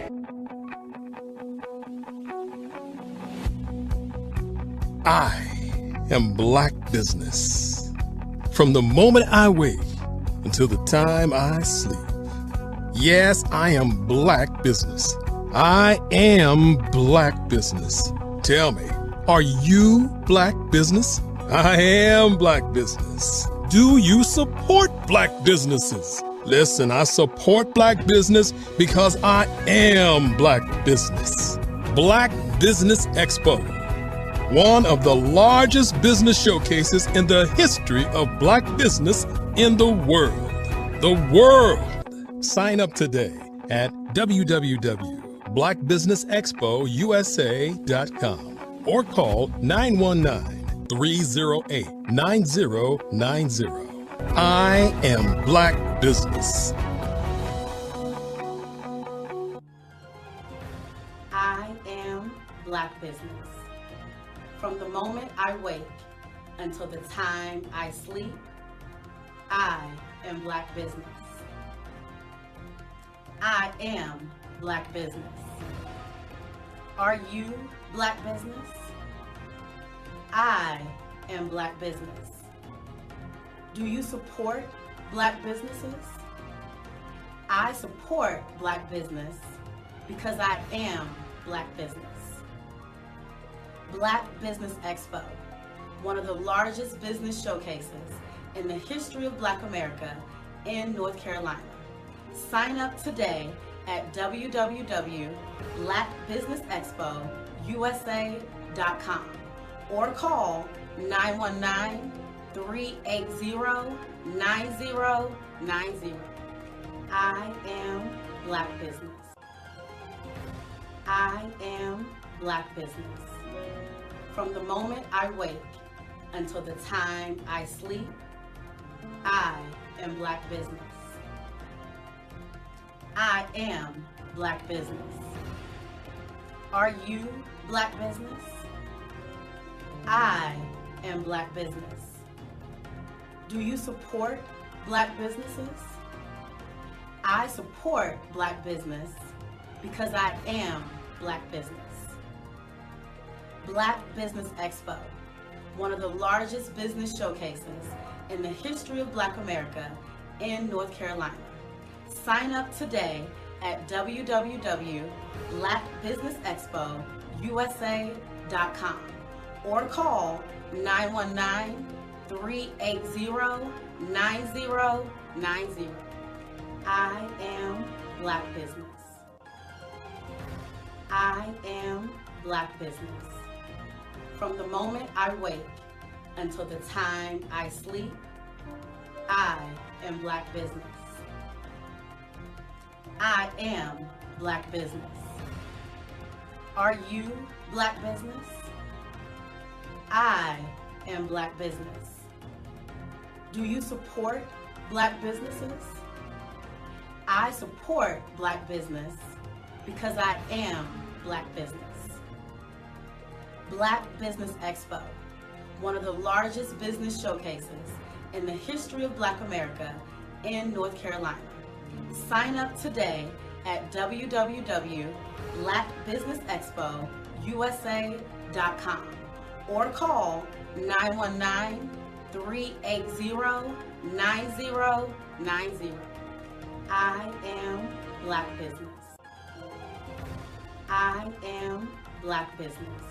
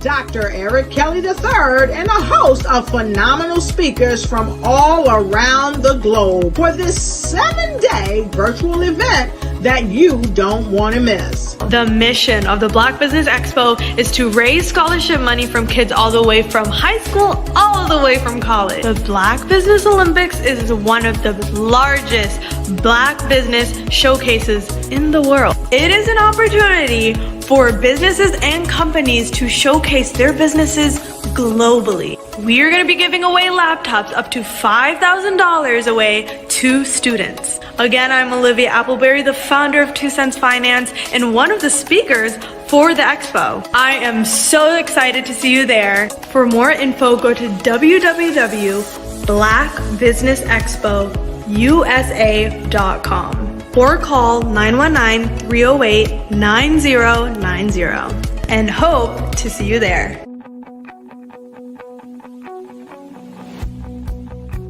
I am Black Business.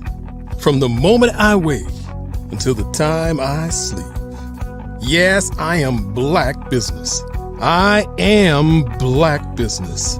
Tell me, are you Black Business? I am Black Business. Do you support Black businesses? Listen, I support Black business because I am Black Business. Black Business Expo, one of the largest business showcases in the history of Black business in the world. The world! Sign up today at www.blackbusinessexpousa.com or call 919-308-9090. I am Black Business. I am Black business. From the moment I wake until the time I sleep, I am Black business. I am Black business. Are you Black business? I am Black business. Do you support Black businesses? I support Black business because I am Black business. Black Business Expo, one of the largest business showcases in the history of Black America in North Carolina. Sign up today at www.blackbusinessexpousa.com or call 919-380-9090. I am Black business.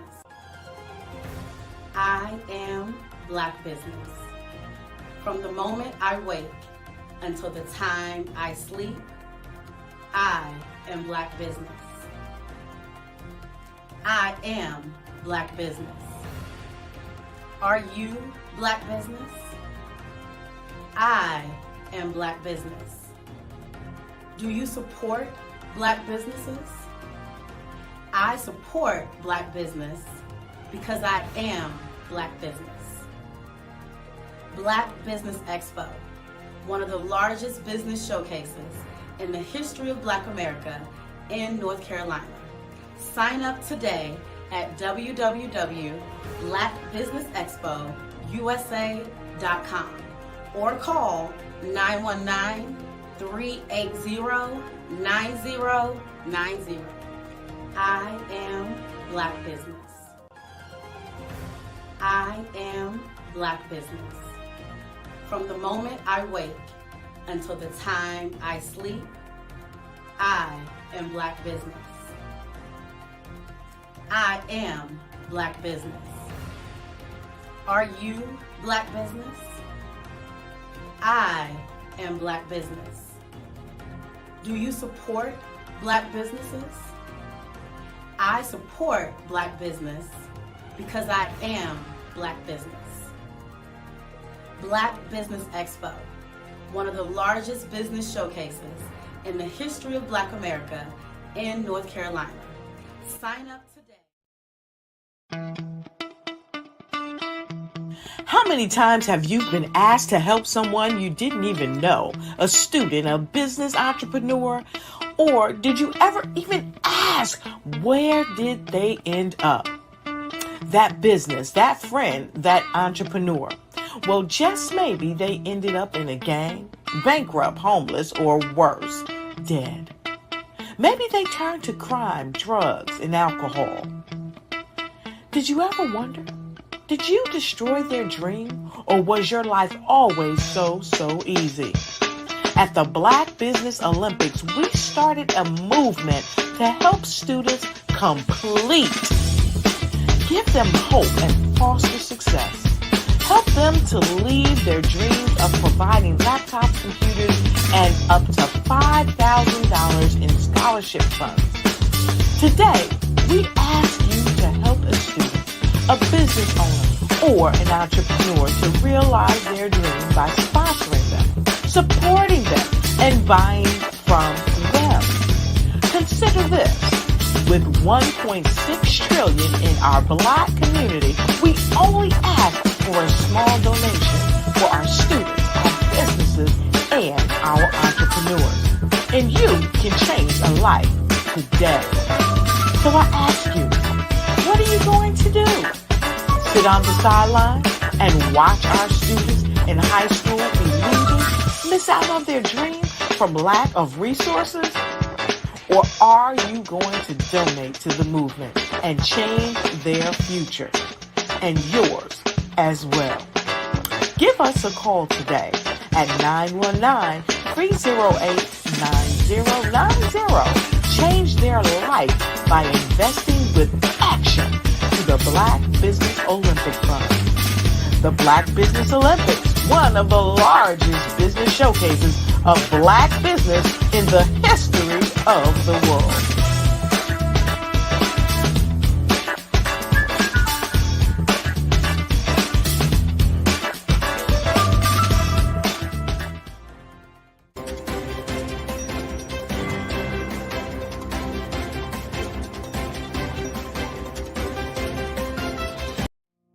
Did you know that approximately 333.34 million businesses exist today, according to a report from 2021?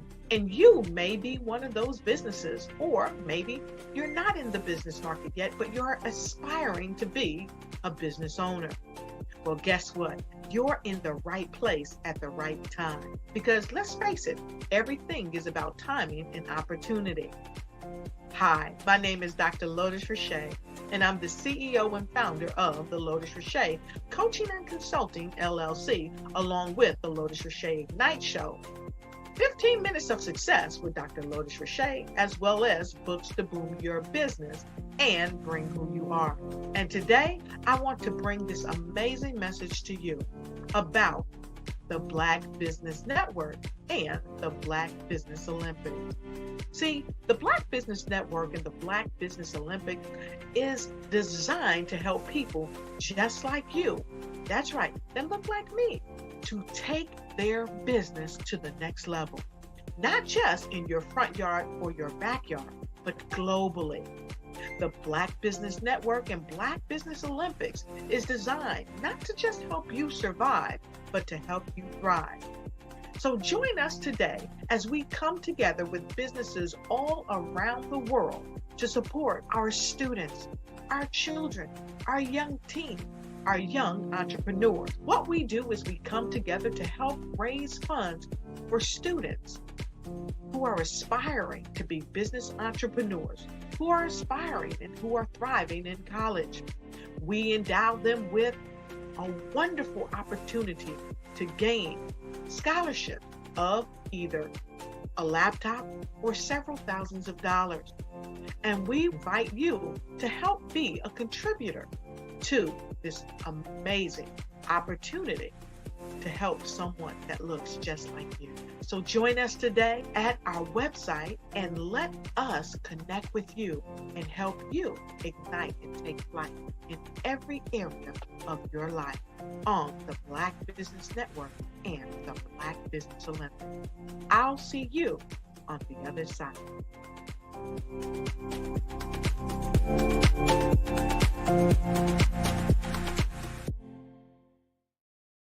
Hello, ladies and gentlemen. Allow me to introduce myself. My name is Tara Bush, and I am the co-founder and COO of the Hello LLC, where our mantra is helping everyone live life optimally. And more importantly, helping entrepreneurs leverage leading-edge optimizations. We help businesses build, brand, automate, and pivot into the future. With over 22 years of corporate C-level experience, I carry a wealth of knowledge and expertise in my professional portfolio. My professional journey has encompassed various facets of business, executive leadership, project management, marketing, systems, space planning, and strategy implementation. I have had the pleasure of partnering with and managing multi-million-dollar projects for the top Fortune 500 companies, prestigious universities, and well-known sports teams around the world, like ExxonMobil, Apple, Samsung, Citgo, HP, Ziegler Cooper, the Houston Astros, the Dallas Cowboys, Bank of America, and Vanderbilt University. What fuels my drive is a passion for innovation and creativity that knows no bounds. I thrive on pushing the boundaries and thinking outside the box to bring fresh, ingenious ideas to the forefront. I turn visions into reality. As a leader, I am a steadfast advocate for integrity and creativity. I am driven by a profound desire to help individuals and businesses create their own return on time investment while leveraging technology. At the Hello LLC, we are more than just a 3D digital marketing agency. We are a community committed to helping, building, and thriving together with integrity. We can either show you, teach you, or do it for you. We believe in the power of innovation to transform the status quo. My fellow professional powerhouses, in the spirit of abundance, I firmly believe that there is enough prosperity in this world for all of us to thrive together. So, I invite you to make the pivot because the future is already here.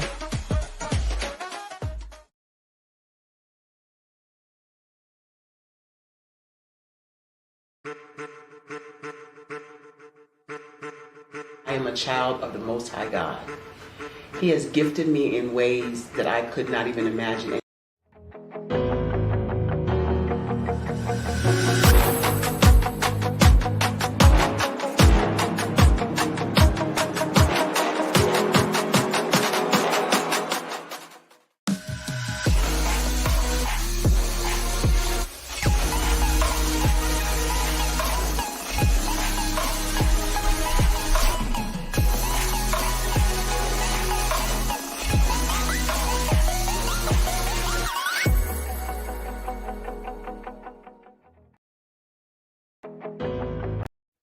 Hey everyone, it's Grant McGaw, CEO of 5-Star BDM and host of the award-winning Follow the Brand podcast and TV series, where I help you to build a 5-star brand that people will follow. My genius is personal brand development through intelligent communication and helping you achieve your business and career goals. I am a requested speaker on digital technology and brand development issues. I want to work with you to increase the value of your current opportunities while attracting new ones. Every one of you is unique, and we all share challenges, that can be addressed through smart branding. As a super connector, I work with you as an executive coach to guide you along the complicated business and career development road, providing the enhancement tools and information you need to succeed. Together, I will help you succeed in today's challenging business climate. I will evaluate and measure your progress. Best of all, I am right alongside you every step of the way. Build the brand called you. Genius is coming. Follow the Brand TV broadcast host, Grant McGaw, as he visits with top executives and entrepreneurs to find out their secrets of success with their personal brand. Follow the Brand TV broadcast host as he focuses on brand development to build better relationships, bring value to your business, relationships, and career. You will enjoy listening to each episode that is tailored to speak to you directly. If you're looking for this type of clarity in terms of building your brand, you have tuned into the right station.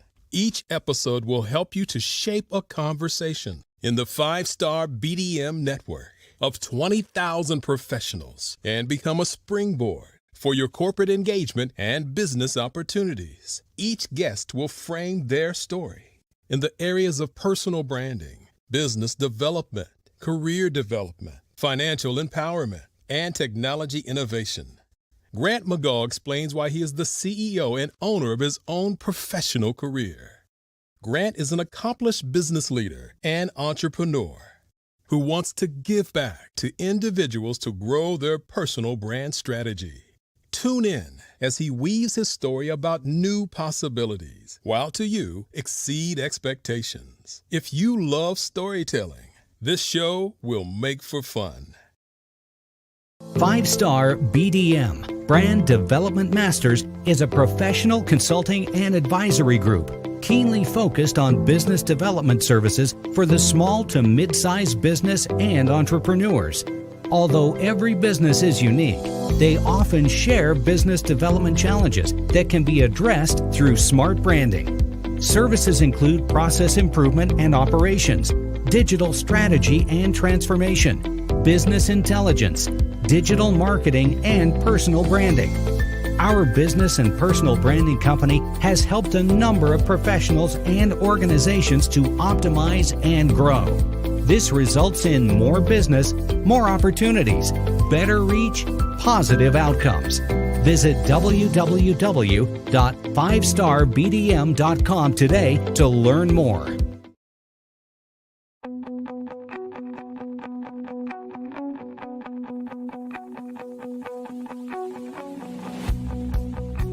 I am Black Business. From the moment I wake until the time I sleep. Yes, I am Black Business. I am Black Business.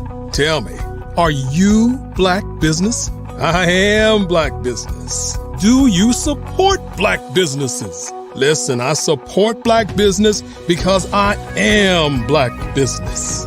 Black Business Expo, one of the largest business showcases in the history of Black business in the world. The world! Sign up today at www.blackbusinessexpousa.com or call 919-308-9090. I am Black Business.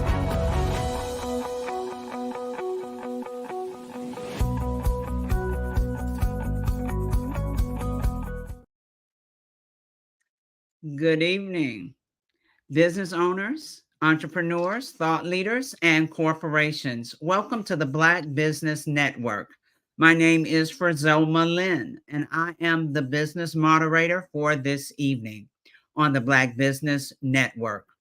The Black Business Network is a 24-hour business network showcasing Black businesses, business owners, entrepreneurs, and thought leaders worldwide.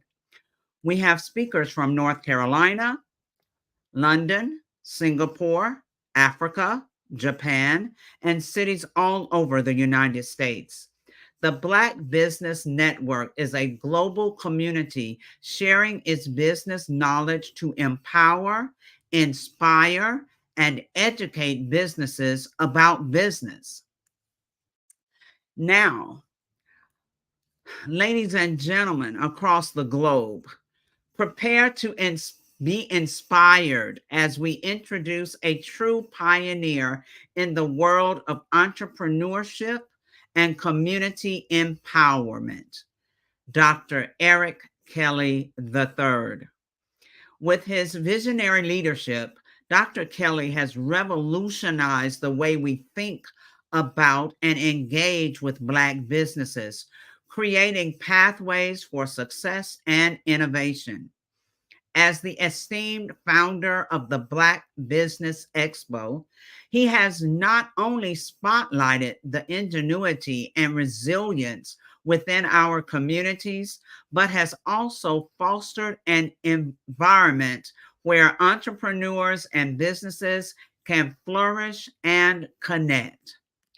Join us in welcoming a luminary who embodies dedication, creativity, and transformative leadership.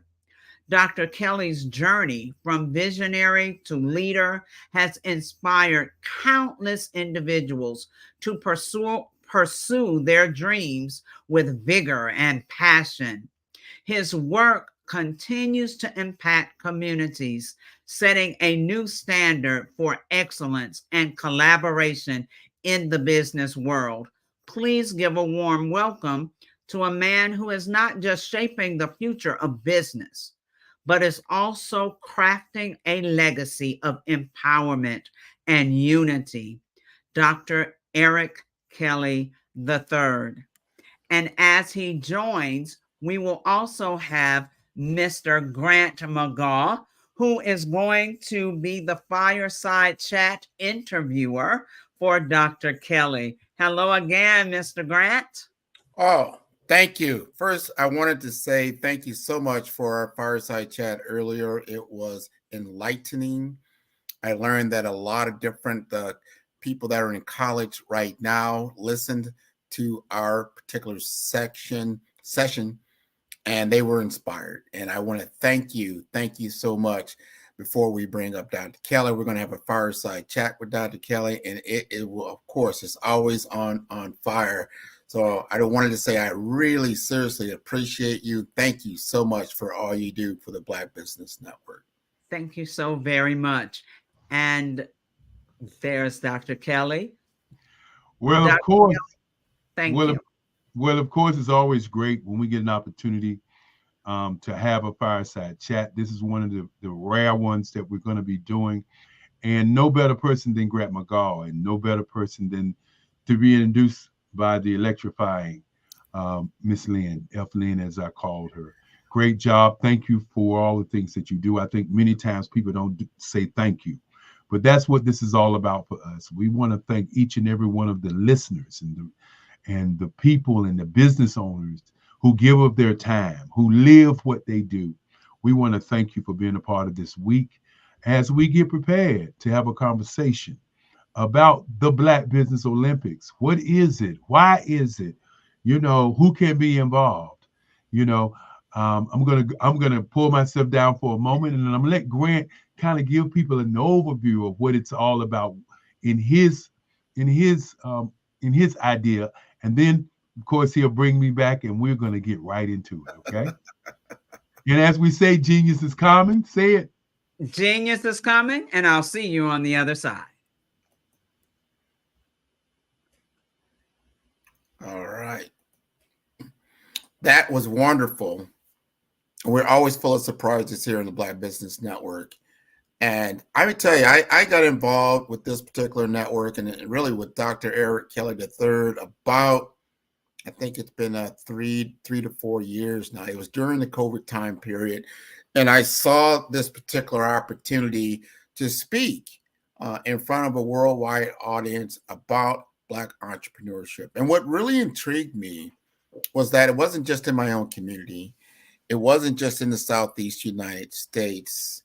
It was across the entire world that you have opportunity to speak with entrepreneurs in continents like Africa or in Europe or in the Caribbean and other locations like South America, Central America, Japan. We've had people from all over the world to join in and speak on the platform. That is so wonderful, because that is not an opportunity that we've had in the past when we begin to understand the digital framework and how you can use it for good. You know, people get a lot of bad information around social media and things like that. That's because you're tuning in to things that people are putting things that have no value. But when you start to use it for the social good, to be able to educate people, people can come onto this platform and speak, and then you can be on your Facebook, you can be on LinkedIn, you can be on Twitter or wherever that you find and consume information and actually get something that can help you. It can help you to start a business, can help you thrive in your business. There are some startling statistics out, especially in the US, in which when it comes to Black ownership of business, and there's the 96% of those who own Black businesses are solopreneurs. I'm going to say that again. The 96% of the businesses that are Black businesses in the US are really owned and operated by one person, a solopreneur. So that does not bode well when you start to look at how do we get capital? How do we then hand down the businesses from a legacy standpoint? If something happens to that one person, that business goes out of business immediately. That has got to change. We've got to become a society that has Black businesses that have at least 10 employees or more, that are doing 7 to 8 figures in business year over year and growing. We have the capability. We just haven't come together. As a global, or I would say a national economy in the US, we represent about $1.6 trillion just in capital transactions every single year. And what does that mean on a worldwide scale? That means that we are the 10th largest economy in the world. I want our US citizens, our US Black Americans to really understand that you are the 10th largest economy in the world. However, that flow of cash, that flow of capital flows through us and then outside of our community. This is where it's got to stop, because what happens in other communities is that cash flow comes into the community and then they build with it. They strengthen their economies. They strengthen businesses. They strengthen communities, and they use it to actually grow and flourish in other ways. This is where we've got to go. And it's taken some time, but the more we have that understanding of how we utilize our dollars, and that our dollars are used to build our community and to make it to flourish. We cannot accept the fact that some other group of people is going to then invest in our community. I think that's a fallacy. We've got $1.6 trillion. We just have to turn around, look at each other and say, I'm going to invest in you and you're going to invest in me. And here is what I have to work with. Here are my value. Back before a lot of what you call structured economies were born, we had the barter system. You know, one village had a certain amount of grain, another village, they had carpenters, and they worked together to exchange services. There's no difference even today in 2024, other than we have representation of value called commerce or money. But if you're constantly giving that commerce or money outside of your community, you're not helping yourself. That means we're constantly rebuilding the same structure over and over again, and we're not allowing it to grow. Now, Dr. Kelly, right on time, he said, yes, on cue. Help us understand your vision and what you're looking to grow with the Black Business Network. Well, Grant, you talked about being number 10 in the world. I think we missed that idea or that thought process about being number 10. Just left a university meeting talking to students around North Carolina. And one of the things that I said to them is that many times we, and I mean Black folk, we don't do the numbers. And when you don't do the numbers, then you don't know what the number is. When you begin to talk about the $11 trillion that's in our community and that it only stays in our particular communities for only 6 hours, that says a lot about who controls the money that we actually earn. And so being consumers is something that we must begin to look at with the eye of who's buying or what we are buying from each other. Because when you sit back and you think about all the things that happen all over the globe, you always notice that somebody is selling something to someone at all times. But we as Black business owners, and you talked about solopreneur, I call it iPreneur, which I coined probably about 10 years ago. And what an iPreneur is somebody who's all about themselves. That's all that their business is about. And as you say, if somebody should pass, or if you should have a stroke, or if you should just be in an accident, okay, what happens to the business? And when you ask me about the vision for this network, I want people to understand that here's an opportunity to not only do global business, but to meet global personalities, global people, and people who are looking to do business with each other. So important to have that community, complete community that we can share experience. I am so impressed even today, and I've been on this network for 3 years plus, and I get to talk to so many personalities that I never would have met for Zelma, never. And then what she's bringing to the table around educating parents around how they can discipline and work with their children, not just discipline, the whole gamut as being a teacher and understanding the gap. Here's a problem. We have a problem. We need to solve this problem. Like, wow, if I was still rearing children, I tell you right now, I have that book in my hand because it's important. We talked to Andrea earlier today. She's talking about, she's got a lot of education. She's got a PhD. She's got all these different years of experience in corporate America. And then she's brought to the entrepreneurial world in healthcare. And then she's built laboratories. You're like, wow, see, these are kinds of things you're not going to hear on a CNN. You're not going to hear on your typical social media because they're talking about stuff that really is not going to help you if you're truly about playing in this world. And I tell this, and I'll say this one thing, I'm going to let you take it over from here, is that you need to understand you are in a game. This game is called capitalism. This is a monopoly board. If you don't understand how to play the game, you will lose. Right? You know, Grant, as you were talking, I was sitting here nodding my head with yes, because I think sometimes people don't get it. You know, it's easy to talk it, but do you really get it? You had a young lady on, Miss King, who talked about the things that she was doing for young people. You have a Zelma Lynn on, who's talking about what she's doing for young people. See, when you understand that the average age in North America is 27, when you understand that the number one group that's killing themselves are Black kids from 18 to 24, when you understand that the average age in Africa is 14, then you begin to understand what this network really is about.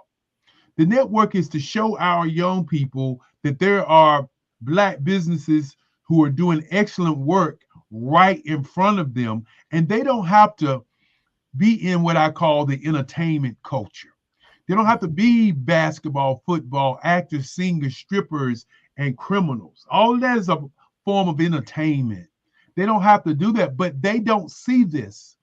And what my vision and my goal is for people to see us in our greatness, not to see us as other people want us to look like, but to see us in our greatness so that we can work with young people across the globe to do better. And then last but not least, a piece that nobody talks about. My great-grandfather used to say, if you don't value your value, then your value will not be valuable.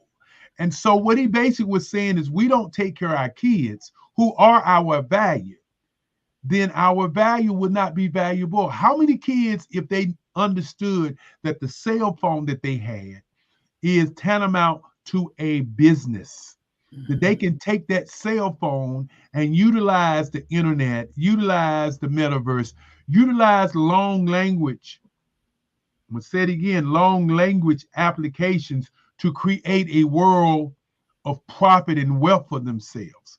But many times our kids are bombarded with somebody got shot, somebody was arrested, somebody is singing, somebody is dancing, somebody is scoring a basketball or scoring a touchdown. What about the kid who's not gifted in those areas? What do they do? And so that is why the network exists. Many people would ask the question, how much does it cost to be on the network? What is it going to cost? Let me say this, and I'm going to say this on Sunday when I speak again. It costs you nothing to share your amazing story on this network. What it costs you is sharing your amazing life with these young people. And that's really what it's about, Grant, as we look at the future. And then when we break down that there are 1 billion people in Africa, and there are 2 billion Black people in the world.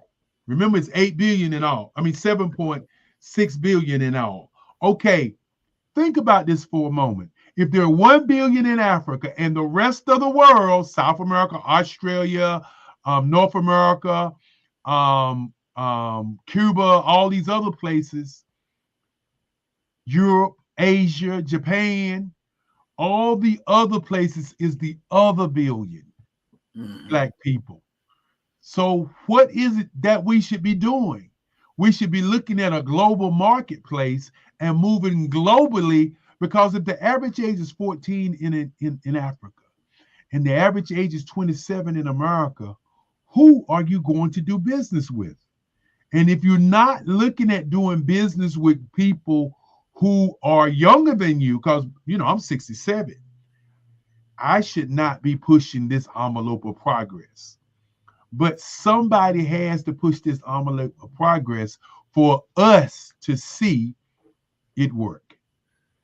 100%. And I will say this, we haven't had the technology to do this until recently. I would say the awareness of it, because of COVID, we begin to realize we have a cloud computing platform that can support a worldwide workload, like a video workload, like we're on right now. It woke us up. Now you have the capability. You're also on the very next heels of a technological explosion with artificial intelligence. This is huge. These are leaps in technology that, or just in economies that only happen every 50 years or so. We're talking about going from agriculture to manufacturing, and then what we call information technology. And the information technology age has really been around since the advent of radio, television, then cable TV, small compute, put a man on the moon. This has been happening over a span of time, but now it has had an explosive leap. For the first time ever, we are now making actual machines that can actually make other machines. This is important. This has never happened before in the age of mankind, that you can be able to do this. So if we start to understand what we need to do as a community, that we can participate in this new economy. And I will say this one thing. Look at the most successful companies, the richest companies right now, called the tech states on earth, have only been in existence 10 years. 10 years. And Grant, I want to say something else to what you said. You remember probably about 2 years ago when everybody was saying that the metaverse was the big leap, that the metaverse was the new thing. The metaverse cryptocurrency, cryptocurrency, stock exchanges. And that was called a leap. And many people were banking in on that as being the leap of the 21st century. And all of a sudden, here is AI. Yeah. And now we're looking at something that's bigger than a leap. Even though I agree with you, it's a leap. It's bigger than a leap because at this very moment, we as Black people can be a part of the leap. Yeah. We don't have to particularly be consumers as we've always been on the planet, because people would say that AI is going to take your job. And I say AI is not going to take your job. AI is going to only give you another opportunity to think. And if you think, you can create your own world and your own life. As we look at this network, and I was talking to the kids, and one young man said about the network, he said, how much would it cost me to buy advertising on the network? How much would it cost me to be on the network? And I said, nothing. And then one young lady across the room said to me, well, then how are you going to make some money if you're not charging him to buy advertising and to pay to be on the network?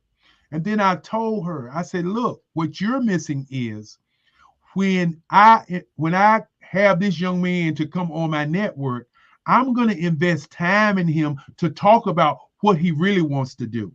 And then once we figure out what he really wants to do, then I'm going to push him into that path of greatness, which means that he's going to take his business to a whole nother level and earn the kind of lifestyle that he wants to earn by my investment in him. And then because of my investment in him, he will understand the reason for presenting our kids, not me, presenting our kids with money because of the investment that I'm putting in him. And that's where people miss it. They miss it because many people are sitting back saying, oh, he must be making a lot of money. He's got to be making a lot of money. But the Black Business Network is on my back, on my sweat, on what I do. If I wasn't, and I don't like to use the word if I wasn't retired and was working day to day, I wouldn't be able to do this. And that's if twice, I'm not going to use it, but that's the last time. If in fact I didn't see what's going on in the world, this wouldn't happen. Because like I know when the pandemic hit, what was the first thing they said? It wasn't affecting Black people. Okay, but we didn't have a network to have a conversation with a scientist to talk about it. Everybody else did. So what did everybody else do? They stayed in their homes. We were the last to go back into our homes. Okay, if in fact we have a communication system that allows us to talk to each other and disseminate information and do business together, then what does that do for us as a community? Not only does it uplift us, it allows us to be a part of that $11 trillion that we make each and every year. And that's what the vision and mission behind this is. It's not about me and you, Grant. It's about the young people. It's about imparting ideas into them where they can see a different future for their lives, where they can see that they can do something other than be a part of the entertainment culture. 100%. And we got to get it in front of them. We have to get it in front of them. That's why we're on all these different social media channels. People, they're going to be thumb by them. They're going to scrolling through and say, oh, I wonder what this is. They're going to see it. And if we get intentional about everybody that's part of the network and they're aware of the network, to get it out there. So I put it out on my network because it's so important. And I want to say another thing about business model. And you just brought this up. There was a small company that had a business model of bringing together a bunch of people to talk about their lives on this thing called social media. That small company was called Facebook. And I remember when they were asking him, how are you going to make money? because it's free. Anybody can join, get an email, get an account, and begin talking about whatever they want to talk about. How are they going to make money? They're probably one of the most richest companies in the world. Almost a billion people. See, you're making a very good point. And I made this point earlier today at the class that I was in. And I was talking to them and I said, I want y'all to think about this for a moment. A company that runs everything is called TikTok. How did TikTok become that company? Well, what TikTok did was they started out with a company that they did testing in China and found out that people like attention. And so what they did was they started recruiting people, influencers, to be on TikTok to bring their people. But where did they put their information and their logo?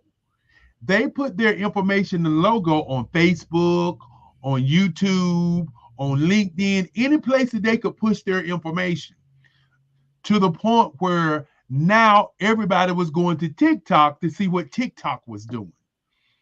That is basically what we're doing.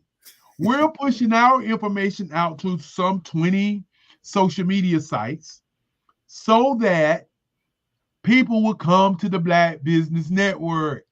Because at the end of the day, Grant, you made a statement earlier about how would you have met F. Lynn?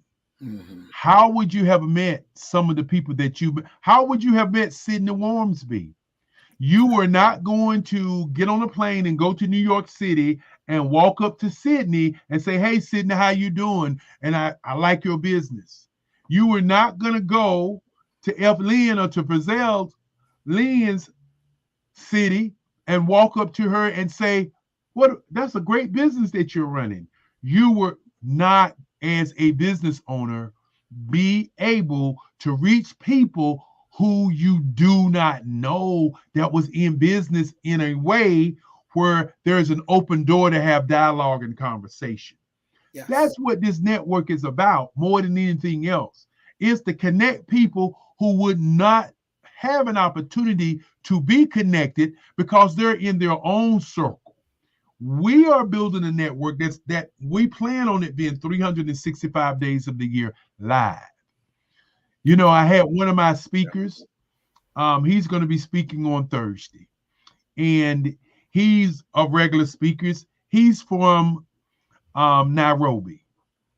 And so we was going backwards and forwards. We were talking, he spoke, and then he sent me a text.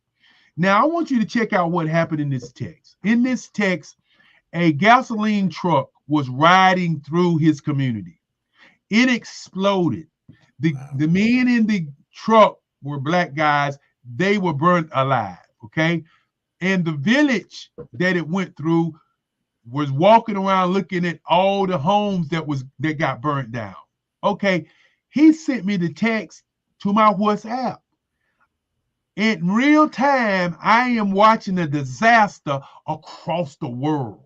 Wow. Now, many of you never even heard about that disaster until right now. That's the power of what we're doing. Because I was able to see something I normally would never, I wouldn't have known in Africa that a truck exploded, burnt people alive, and destroyed a community. Okay, now the question becomes, do they need help? Yeah. I didn't have to ask him, do they need help? I didn't need to ask that question. I just said, what's your Cash App? I just said, what you're using to get money. That's the easy part. The hard part was, Grant, was to find out that somebody actually needed it. Like the young lady. Yeah, the young lady you had earlier, you asked her, what did she need? Mm-hmm. She said a building. Yeah. Who knew she needed a building before she had that conversation with you? That's right. Then after she said she needed a building, she said she needed black men. Yeah, she did. Right? She said she need black men mentors. Okay, she said either I need your time or I need your dime. Brilliant statement. But who would have heard that statement if she was at home in her ring of people? That's what this is all about, getting you out of your ring of people and getting you into a global marketplace where you can make a difference in the lives of people. Well, that I can't, that's applause there, because that makes sense. That's what we're doing. We're going to continue to do that. 365. Wow. I don't know of any 365 totally live Black network that's talking about Black business anywhere in the world. So continue on, Dr. Kelly. Thank you so much. And thank you so very much for taking out the time. And we say genius is common. I'll see you on the other side. But one thing I want to leave you with is this. What you are looking for is looking for you. Let's be a group of people living what we want to do, not just loving what we want to do, not just doing what we want to do because somebody else is doing it. Let's live it. When you live what you do, there's no boundaries. And with that, Grant, thank you so very much. I see the wonderful Miss Fazelma Lynn is here. Thank you for being great. Thank you for being our moderator. And again, as I say, what you're looking for is looking for you. Thank you. That was an excellent conversation. Oh my goodness. Now, the Black Business Expo's mission is to raise funds for high school seniors going to college or K through 12 entrepreneurs. The expo is a fundraiser for students. You may go to www.blackbusinessexpousa.com to donate to the scholarship fund, or use the Cash App that is on the screen below at $BBXUSA. Our goal is to give laptops and up to $5,000 to 10 students. Students can register online at www.blackbusinessexpousa.com. Every dollar counts. So we want to remind you to donate to the scholarship fund. We want to thank our Black Business Expo USA sponsors for March 2024. NC 100, Moody Capital Partners, Suede Soul, Lotus Richey Coaching and Training, The Hello LLC, Carolina, Virginia Minority Supplier Development Council, Step Management, Barbara H. Smith LLC, Margie McLean Foundation Incorporated, Genius is Common, Earth Essentials, Mullane Shawnee Global, 5-Star BDM Media, Executive Women's Success Institute, the Quality Coaching Company, Superwoman Business Services, Creative Force Studios, Lee Entertainment, Artistic App Design, Black Business Expo USA. And remember, genius is common, and I'll see you on the other side.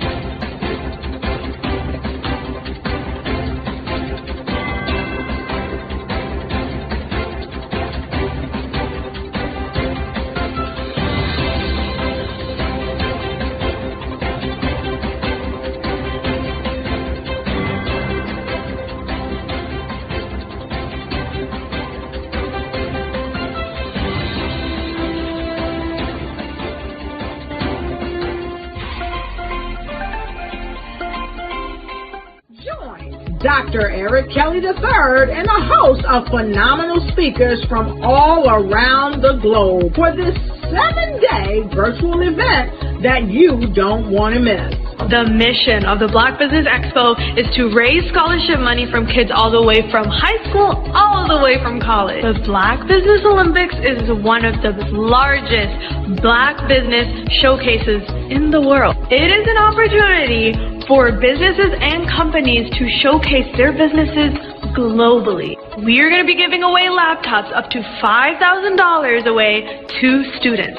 Again, I'm Olivia Appleberry, the founder of 2 Cents Finance and one of the speakers for the expo. I am so excited to see you there. For more info, go to www.blackbusinessexpousa.com or call 919-308-9090 and hope to see you there. I am Black Business. From the moment I wake until the time I sleep. Yes, I am Black Business. I am Black Business. Tell me, are you Black Business? I am Black Business.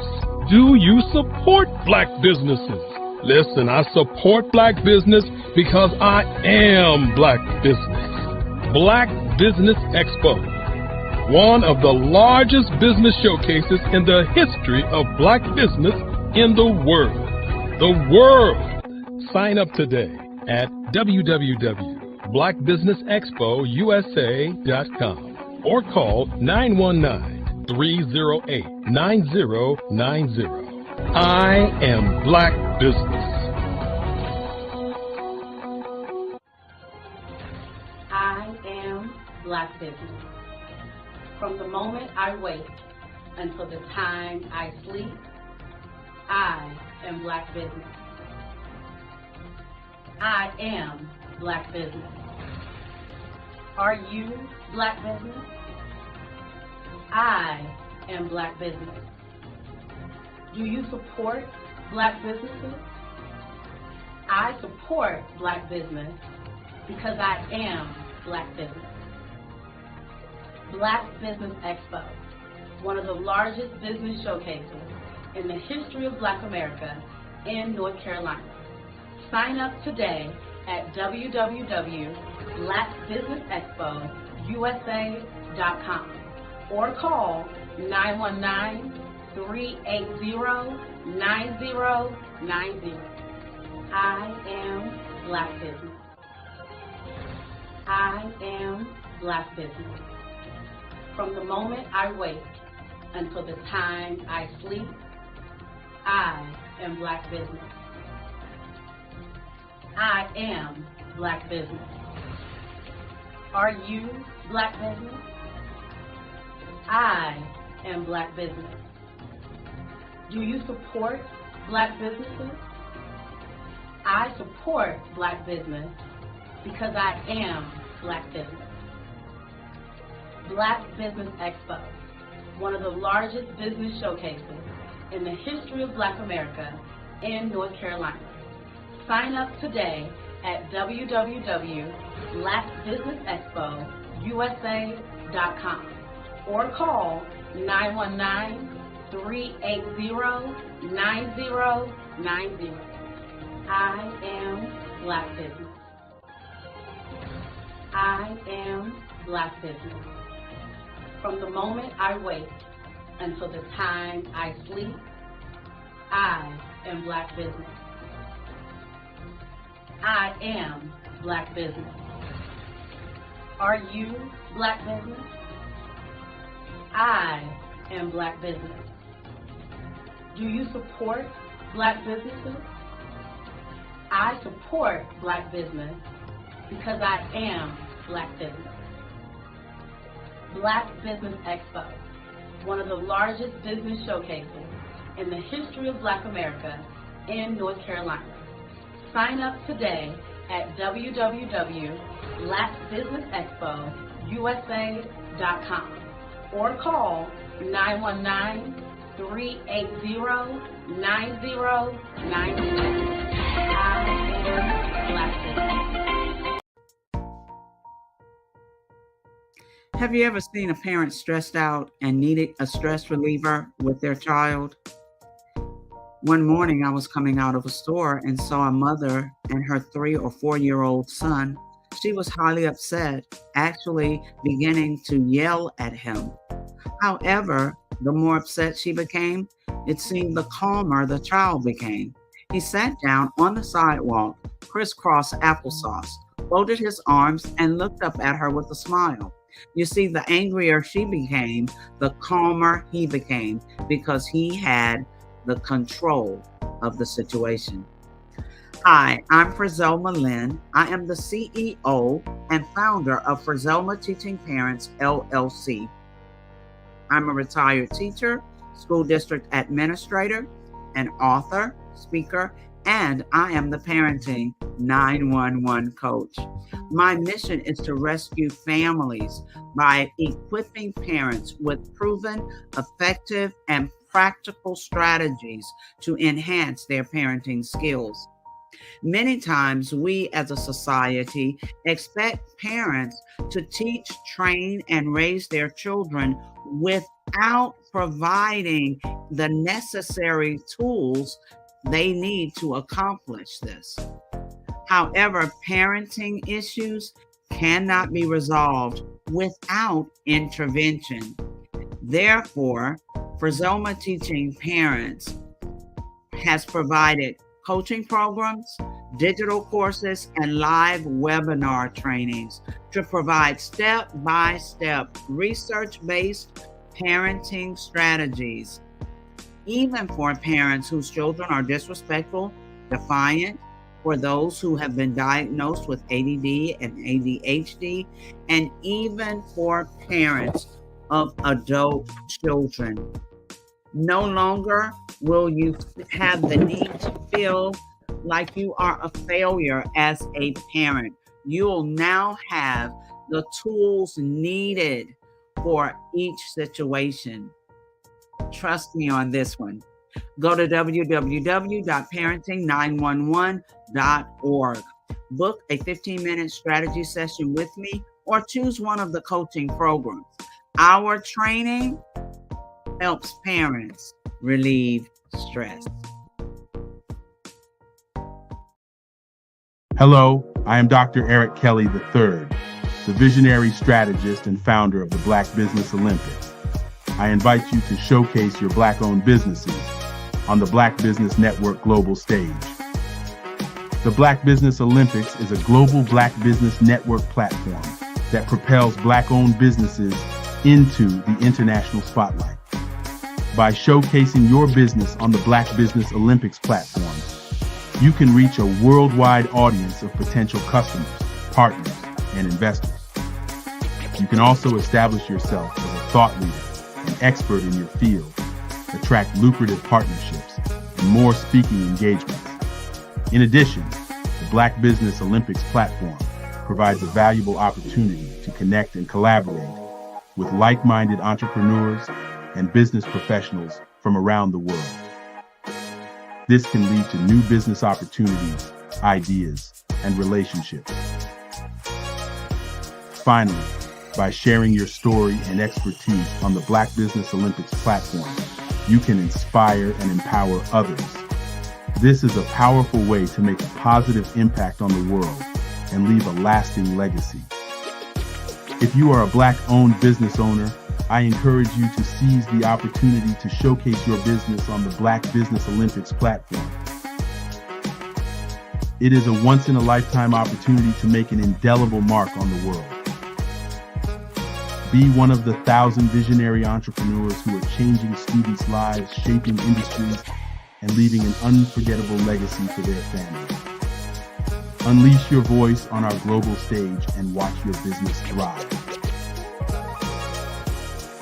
Black Business Olympics is one of the largest Black business showcases in the history of Black business in the world. Yes, the entire world. Just give me a call today at 919-308-9090.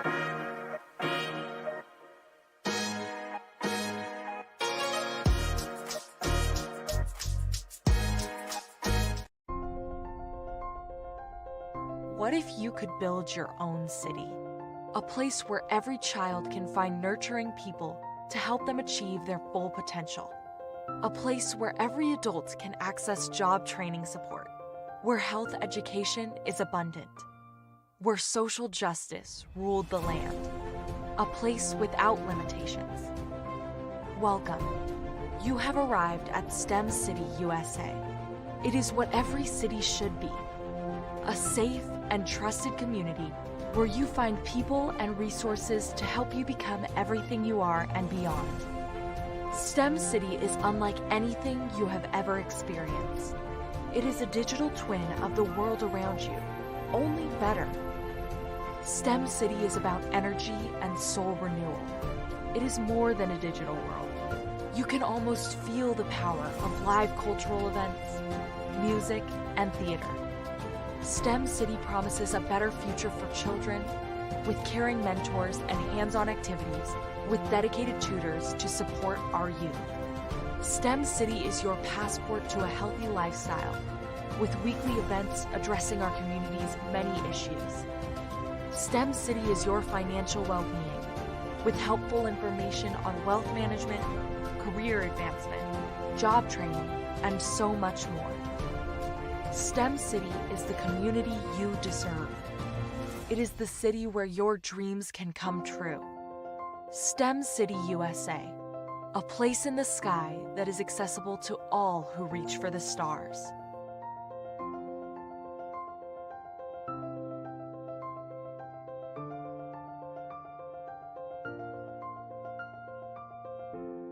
Artist to me is a creative expression of something from nothing. You know, it explodes onto the canvas, or it explodes on in my work.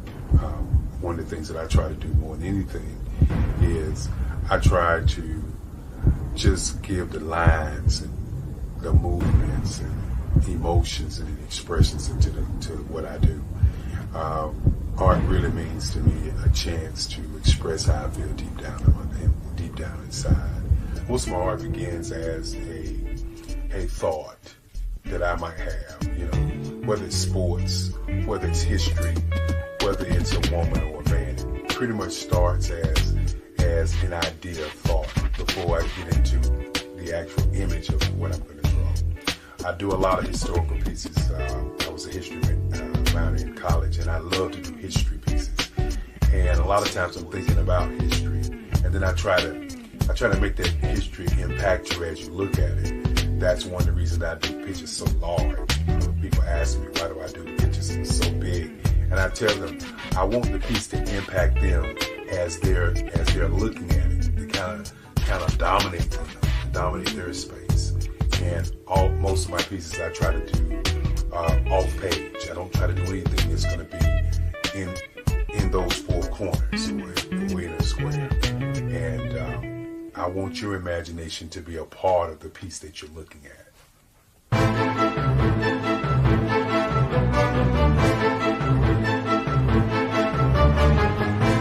Sometimes you got to hear the news from the Black perspective, and more specifically, Black publishers. And that's exactly why you have to download the Hey Tie app, the largest mobile app delivering breaking news, videos, and podcasts from 200 of your favorite Black publishers. Yes, 200 Black publishers delivering news as it happens, literally all in one app. Go to hayti.com or download the app in the Google Play Store or Apple App Store. It's completely free, along with information that you can trust, so go check them out.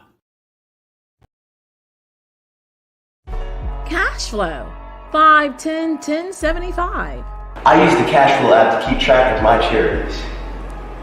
Cash flow 5, 10, 10, 75 helps you manage expenses, helps keep track of charitable giving, helps you save your money. Cash flow 5, 10, 10, 75. Download it today. Cashflow 5, 10, 10, 75 would like to wish the Cyber Bears good luck in this year's first robotics competition. I was born in a little village on the island of Haiti. Many deadly diseases pounded me. It is as if they were on a mission to end my existence on this earth. I refused to give up. In 1983, I left Haiti and came to the United States of America. And I came with $5, 2 shirts. I didn't speak any English. I came to Atlanta. I got a job. I was a doorman. I was a doorman with a dream. What I used to come on stage. I'd rehearse this moment that I'm standing in front of you. That's the power of a dream. Maybe today is the day you begin acting as if you already have it. And then step out with full force. Take a risk. No condition is permanent. Don't let your situation distract you.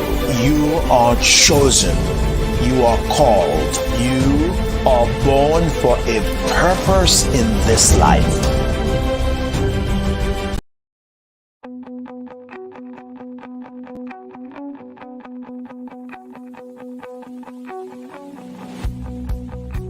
I am Black Business. From the moment I wake until the time I sleep. Yes, I am Black Business.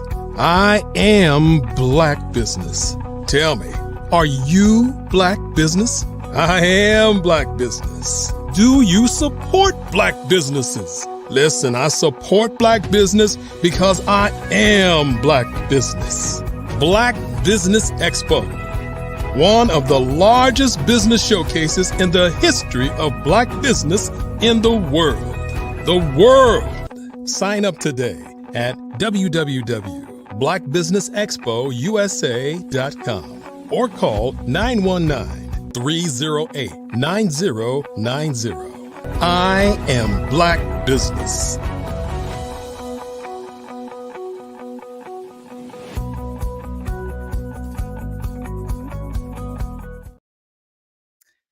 Good evening, business owners, entrepreneurs, thought leaders, and corporations. Welcome to the Black Business Network. My name is Frizelma Lynn, and I am your business moderator for this evening on the Black Business Network. The Black Business Network is a 24-hour business network showcasing Black businesses, business owners, entrepreneurs, and thought leaders worldwide. We have speakers from North Carolina, London, Singapore, Africa, Japan, and cities all over the United States. The Black Business Network is a global community sharing its business knowledge to empower, inspire, and educate businesses about business. Our next speaker is Tamisha Thomas. Tamisha is doing amazing things as a community organizer with a huge heart for helping our youth learn the skills they need to live a productive life. Her marketing genius leads her into schools to fill the knowledge gaps for children from wealth-challenged communities. Her students can be found behind the cameras in television studios and behind the pen crafting new books. Her collaborative nature inspires her to build community business partners while creating win-win situations. Tamisha Thomas is a graduate of the University of Alabama of Birmingham. While in college, Tamisha Thomas learned the art of television by working for Comcast and Time Warner cable systems. Ms. Thomas relocated to Raleigh, North Carolina, and began teaching school as a math teacher at Jordan High School in Durham, North Carolina.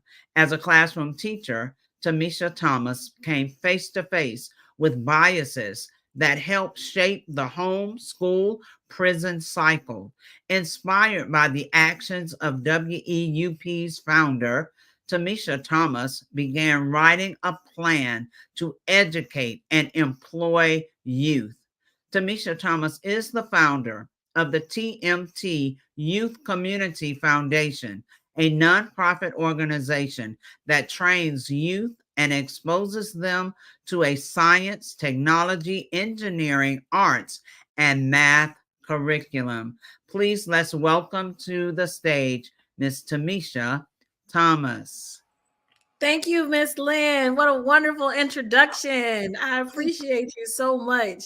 Thank you. It's wonderful to have you. For me, genius is coming, and I'll see you on the other side. Well, today we will be exploring one of our community partners, the Team to Youth Community Foundation. Not only do we teach kids, as you see behind me, these kids, they have microphones, and now they actually have robots here in the Silicon Valley of the East. Raleigh, North Carolina is a place where there is tons of technology. And not only do we work with youth, we also work with businesses. So today I'd like to bring up one of our community partners. She has been supporting us since we started 20 years ago. And Miss Pam Kelly is here to join us today from iPrep to Thrive. How you doing today, Miss Kelly? I'm doing great. So today we have you in the studio and we want to talk a little bit more about your upcoming mini conference, I like to call it, to Niagara. Can you tell us more about first your organization, iPrep to Thrive? I would be thrilled. Now I do hear a bit of a logo echo. Do you hear that?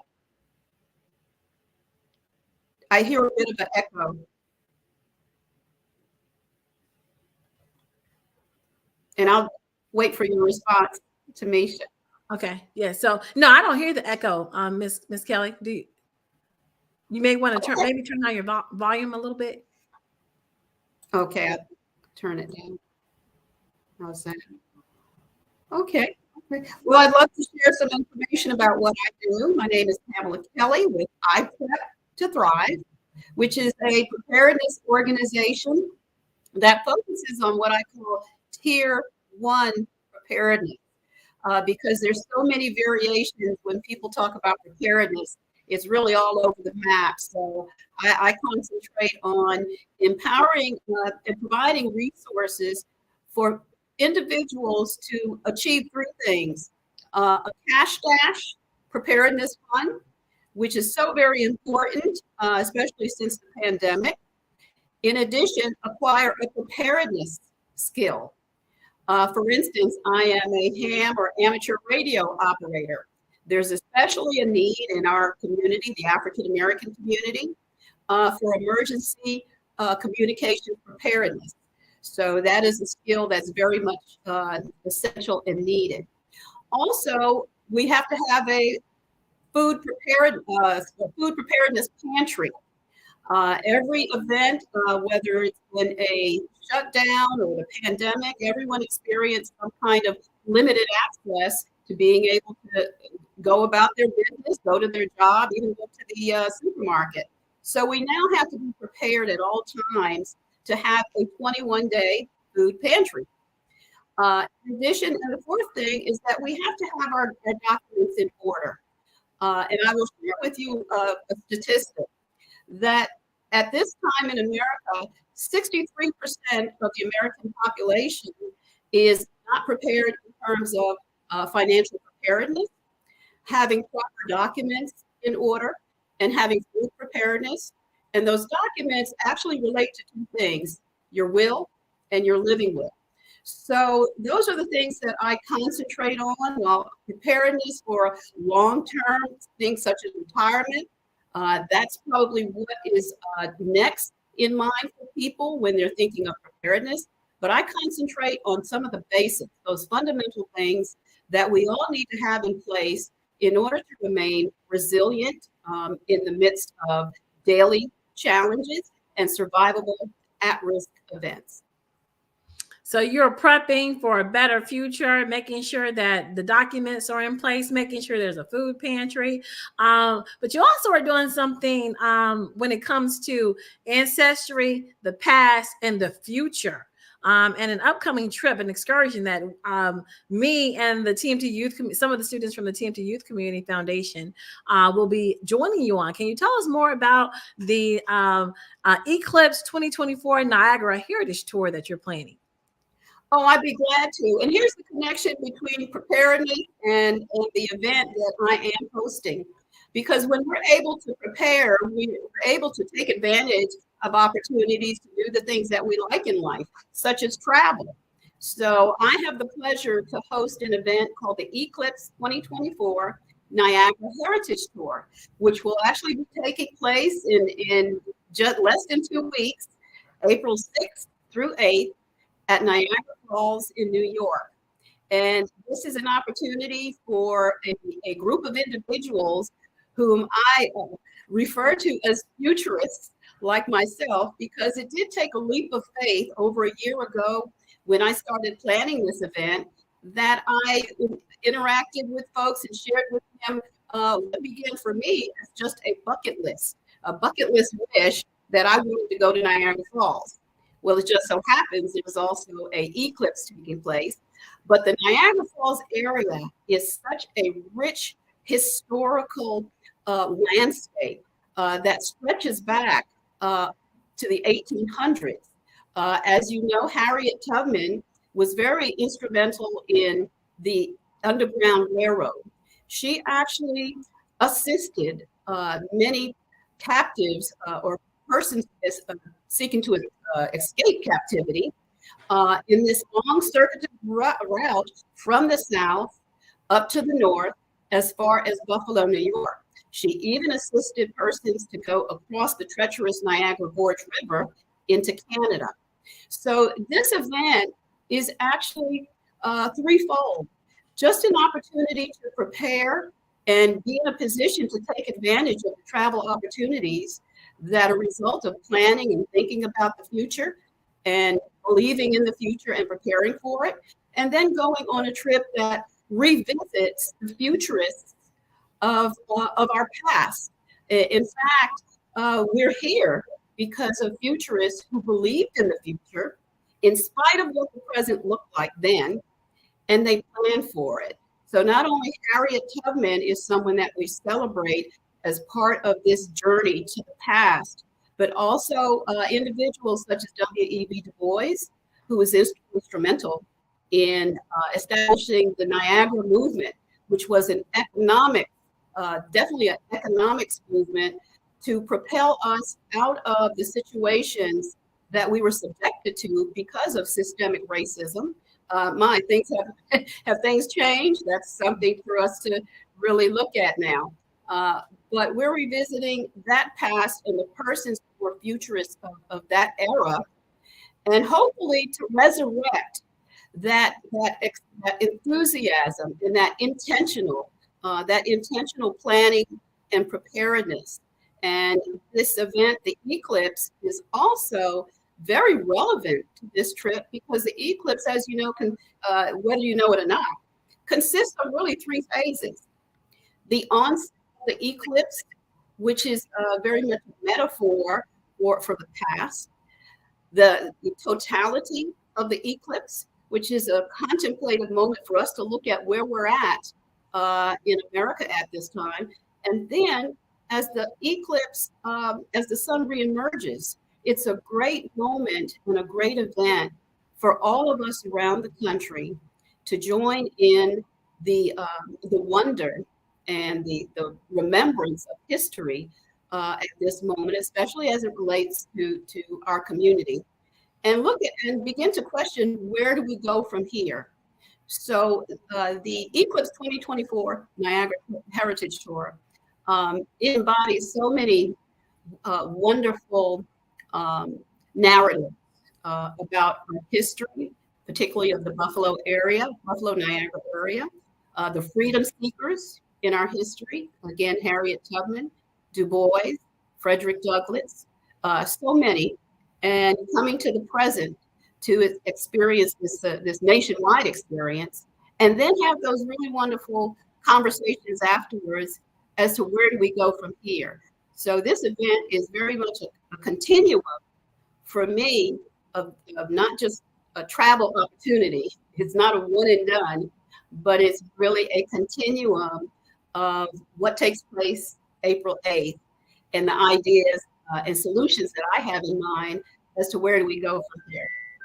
So that is so much. When I first saw that you were taking this trip, I thought this was so amazing because a lot of people really do not know about what W.E.B. Du Bois did around the turn of the century in Canada.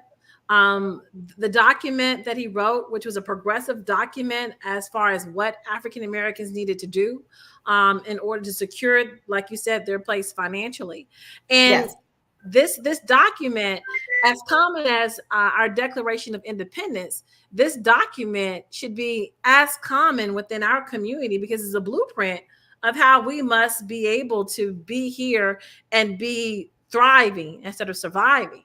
And so when I saw this, I was so excited that that you were forward thinking enough, and being a prepper, I would assume that that's why God gave you this vision to be able to remind us and the youth that we teach that this document is an amazing thing that we must look at and follow. Now, you spoke about the eclipse and doing the marketing for the eclipse.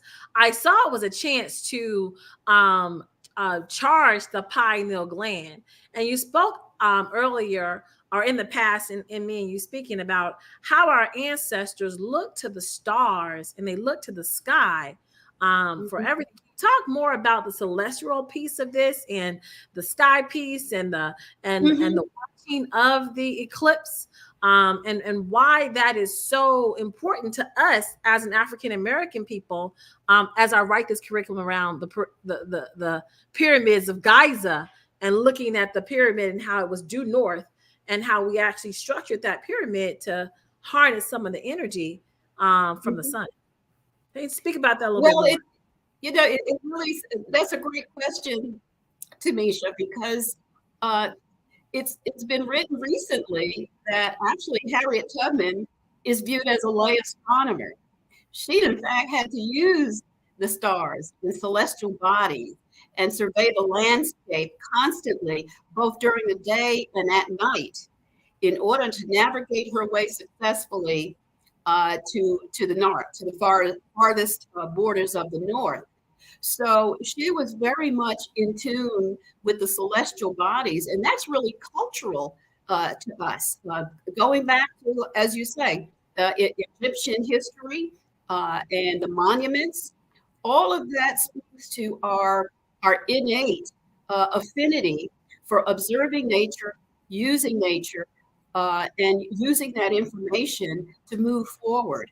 So in addition, the persons that were involved in the Underground Railroads, so many of them, that lives on in us, that core of saying, in spite of what the future looked like then, they moved forward, which I use this term called futurism. They were futurists. So we're descended from futurists. We're descended from people who looked at the stars and considered the changes in the earth and the land and how important the land is. And so one of the things that we need to recover as we move forward is this economic futurism, which is the reason that propelled Harriet Tubman, W.E.B. Du Bois, Frederick Douglass, so many of the civil rights activists. It wasn't just for human rights, but it was also for this economic futurism. And one of the things that I did develop as part of I Prep to Thrive is something that is so traditional and old school that we need to recover in practice. And that's just old school wisdom of not spending all of our dollar. And the reason that's important, it's old school, but we're not, because we put it in that category of old school, and because we're in a capitalistic society. I think that I like how you say futurists. We're going to take the old school and make it new again, with being able to take some of those things that our grandfathers did, how they were able to stretch that dollar and make it work for them. Be prepared long term. They were preparedness driven. And I actually recall my grandfather, he would often share with me and my mother And she shared with me that our grandparents, when they went back to the South, they prepared ahead of time to bring money with them in the event they might be stopped by the police. So the idea of being financially prepared was very much ingrained to us through necessity. Wow. And so I think in these post-pandemic times, we need to return to that. And so something that I practice and promote is called 5, 10, 10, 75. And it is very much old school. Because what tell it us is, more about that. 5, 10, 10, 75. Get it. 5, 5, 10, 75. 10, 10, 75. Tell Adds us up more to about 100. that. And what that is, for instance, if you take $1, you should not spend all of your dollar. However, 63% of Americans are now spending all of their dollar to the extent that they do not have a preparedness fund. And I can relate to this because I was, during Hurricane Fran and different events in my life, I found that the habit of not saving or consuming all of my dollar caused me to miss a lot of opportunities. So I began I had to change. And that's a hard thing to do sometimes, but when you have tools to do it. So again, I created a tool.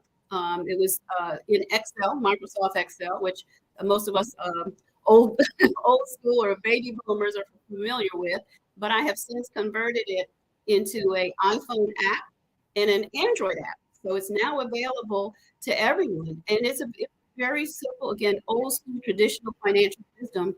You enter an amount into the app, it splits your dollar into 4 buckets, 75%, at which if we can reduce our spending so that you're spending under 75% of your income dollar or revenue dollar, that means you now have 10% to save. You now have 10% to give to your faith community. And you definitely have 5% to invest in your business or invest in kinship community business. So if I may elaborate on that, because that kinship community investment, that is so important. That's what helps to build churches. That's what helps to build community centers. That's what helps send your kids to college. Now, that's what we're lacking. Kinship community investment. Kinship community and sending your kids to college. I met you 10 years ago and I wasn't making much money with the TMT Youth Community Foundation. People don't pay me my rate. You were like, I don't care. You say, if you save $5 and if you can save $10, do that. And I shortly after that, I got connected with a Primerica rep. I started putting that little bitty change into a savings account, and now it's paying my son's college tuition. And I'm so very thankful because I didn't think I had enough to save, but it worked out. It worked out over time, and over time I could grow, and it became part of what my financial trajectory was. So I live by the 5, 10, 10, 75 model. Now, can you tell me more? Because you're a prepper. So you've got ways for us to prep. You've created an app, Cash Flow 5, 10, 10, 75 to help you put your money in buckets. But you've also got this huge master plan that you're going to tell us more about when we get to Canada. Can you give us a sneak peek on this century plan that you have for 100 years? Oh, sure. How people can get connected to it? And I'm so glad you use that word connected, because everything I'm doing is interconnected. It's really a continuum. And it really started, again, from my own personal experience, that you have to bucket your dollar. You have to be the bucket boss of your dollar. And 5, 10, 10, 75 is actually nothing that the mainstream community isn't doing already. In fact, that's why you see other cultures develop and prosper and build. We have to do the same. We have to be intentional and reciprocal. That's what the 5, 10, 10, 75 empowers us to do. So what I am doing is promoting 5, 10, 10, 75 as the tool by which we can simply get started to intentionally bucket our dollar so that at least 5% is churned. And that's a word that I promote to know it because it's churning dollar in the right economy. And something that we may not be aware of is that we're still immersed in a 1619 economy that primarily doesn't profit. It profiteers from the unpreparedness, the financial, strategic, and even spiritual unpreparedness of American citizens. And so once you realize that there's really a tale of two economies, there's an unpreparedness-driven economy to which we're immersed if we're not aware of it, and the preparedness-driven economy, which is the engine of that economy is 5, 10, 10, 75. So imagine if a certain critical mass of persons in the African American community started using 5, 10, 10, 75. It becomes actually a preparedness-driven economy that then begins to churn dollars in a direction that builds.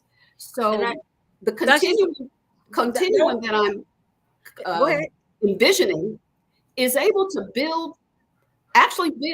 Let's pray, let's prep, let's build.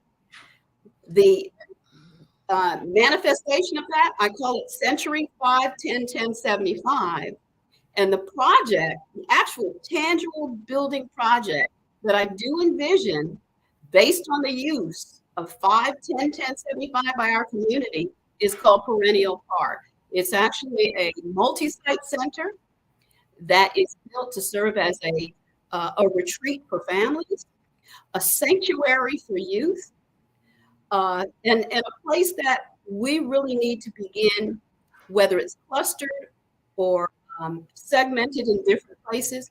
All of it is possible when we as a community make preparedness, financial, strategic, faith-inclusive preparedness, make it our brand identity, actually make it our brand export.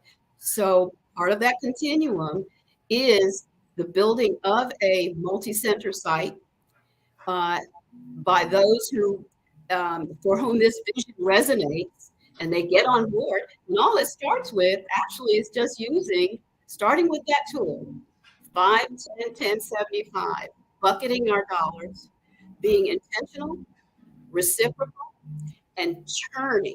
Because right now, the African American dollar only churns for, I think that it said that it's 1 hour within our community. We go to the barbershop? Yeah, 5, 10, 10, 75 changes all that. That's what we're doing. We're going to the barbershop, get our hair braided, and then that's it. That's it. It goes out of our community. Yes. Once the hair braiding gets done and the barbershop gets done, that's it. That's the car note has to get paid, the cable bill has to get paid, and then we're gonna go to Amazon and order whatever we need coming straight to our door. So I mean, that's kind of where we are right now. So that is one of the reasons that I've always loved what it is that you're doing. Century, the Century. So it's building. Yes, Century is based on 5, 10, 10, 75. So it's called Century 5, 10, 10, 75. And I called it that because beginning April 8th, with the eclipse and the post-eclipse celebration, we are mobilizing, for those for whom this resonates, a 100-year continuum of opportunity to build a preparedness strong economy. So again, if you pray, let's pray, because as a Christian woman, that is my first and foremost in my arsenal, faith. And then we have to prepare. And then we have to build. So what is being proposed is not unlike what Harriet Tubman pursued, not unlike what Frederick Douglass or the Niagara movement. And it's so appropriate that we're meeting at Niagara. I think it's divine intervention and divine inspiration. So I'm excited. I'm excited about what the future holds. So my appeal is to all the futurists out there to get on board. I'm excited too. And when I hear about the Centennial Park, I think about YMCAs and Boys and Girls Clubs, how they're in all of these communities, but these are not places that are owned by us. Our children frequent these places. They go after school in these places, but these are places that are run by other people, and they usually consist of buildings, and that's where we're housing children after school. When I hear your vision, I'm hearing that type of center plus more, because I know it has a media center. I know it has housing units. I know that it has shopping and retail. Has optometry. Right. I see that type of spread inside of communities based upon this vision. That's one of the reasons that I love it. So now we've got about 2 minutes. Tell people what we're going to be doing in Canada. I know that you've got it planned out for us. Saturday, what's going on in Niagara? There's just going to be a wonderful jam-packed itinerary that will cover on a Sunday the historic tour. And then, of course, on Monday is Eclipse Day. Now, here's the wonderful benefit to everyone that everyone can participate in. We're now offering virtual access for people to see what we see on the ground in Niagara, to become an alumni of our event by going to the website, my website, I Prep to Thrive, and click on 4 minutes, because we're making a documentary, thanks to Miss Tamisha Thomas. It's called 4 Minutes Eclipse at Niagara. Click on that link and you'll be able to get a pass, purchase a pass. And part of those proceeds go towards Miss Tamisha's Cyber Bears group and the TMT Youth Foundation. So participate with us. Even though we'll be there, we're saying everybody join us and become an alumni, because when you become an alumni, you're now part of that wonderful mobilization of seeing what the future holds when we practice preparedness, faith, and start to build. And that's what, and the ancestors are beckoning us. They're beckoning us to do that because our youth need it, our elders need it, our families need it. Well, Genius is coming, Miss Kelly, and this has been an amazing 45 minutes with you letting us know what we're going to be doing in Canada. I can't wait till we get there. I can't wait to do this documentary, and I can't wait for people to understand exactly what this vision is. And so we want to thank you. And if I may repeat, Tamisha, the where they can go to get information. Yes, you can. Yes, visit iprep2thrive.com. All the information is there. You can see the building plan. Go to Perennial Park. You can see information about the tour, and you will see information on how to get your virtual pass to our tailgate party. That's right. iPrep2thrive.com. iPrep to Thrive, guys. iPrep2thrive.com, and make sure you go there and check us out. Check us out live as we view the eclipse. And Genius is coming. We will see you on the other side. Thank you so very much, ladies. That was amazing. Thank you, Ms. Tanisha, for the fireside chat. And thank you so much, Ms. Pam Kelly, for the information. I'm looking forward to the documentary. Genius is coming, and I'll see you on the other side. Thank you. Thank you for having us. Thank you. The Black Business Expo's mission is to raise funds for high school seniors going to college or K through 12 entrepreneurs. This expo is a fundraiser for students. You may go to www.blackbusinessexpousa.com to donate to the scholarship fund, or use the Cash App below at $BBX USA. Our goal is to give laptops and up to $5,000 to 10 students. Students can register online at www.blackbusinessexpousa.com. Every dollar counts. So we want you to be reminded to please donate to the scholarship fund. Now we want to thank our Black Business Expo USA sponsors for March 2024.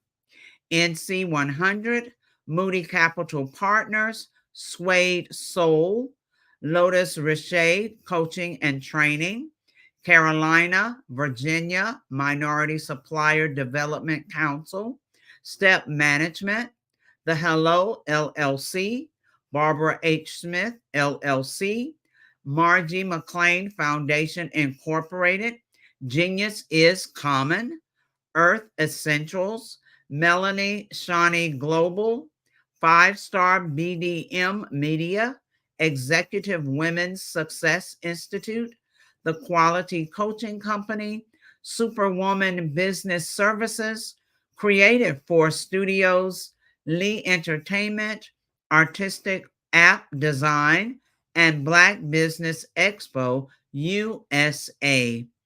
Genius is common, and I'll see you on the other side.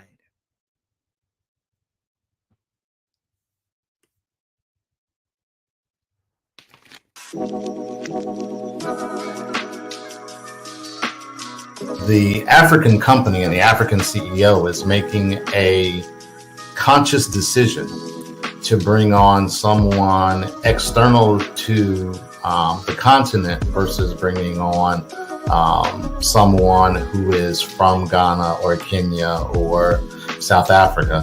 And so the skill sets of the people that we take through our executive leadership training program and ultimately on the placement, obviously have to be extremely high caliber. So what we look for are corporate executives at the vice president to C-suite level, as well as Black entrepreneurs. When we look at the Black corporate executives, we're looking for some very specific skill sets, whether that be around supply chain, sales and marketing, engineering, product development. We want our folks to be able to add immediate value to the corporate board, right? And the other thing is, even if they don't necessarily have specific industry experience, they're bringing a diversity of thought.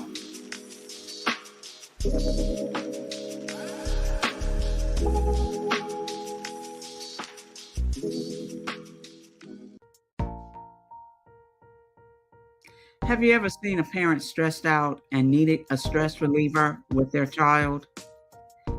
One morning I was coming out of a store and saw a mother and her 3 or 4-year-old son.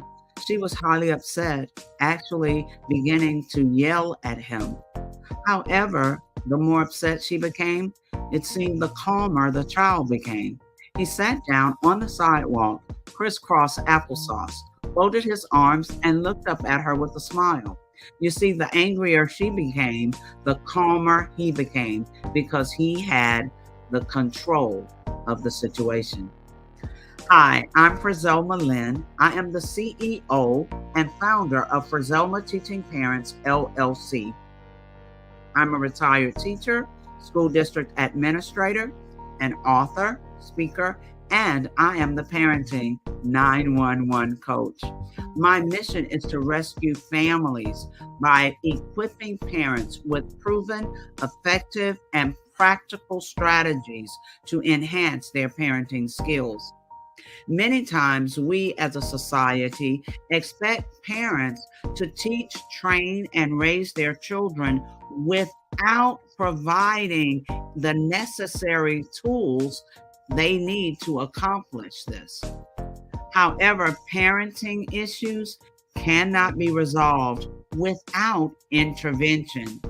Therefore, Frizelma Teaching Parents has provided coaching programs, digital courses, and live webinar trainings to provide step-by-step research-based parenting strategies, even for parents whose children are disrespectful, defiant, for those who have been diagnosed with ADD and ADHD, and even for parents of adult children. No longer will you have the need to feel like you are a failure as a parent. You will now have the tools needed for each situation. Trust me on this one. Go to www.parenting911.org. Book a 15-minute strategy session with me or choose one of the coaching programs. Our training helps parents relieve stress.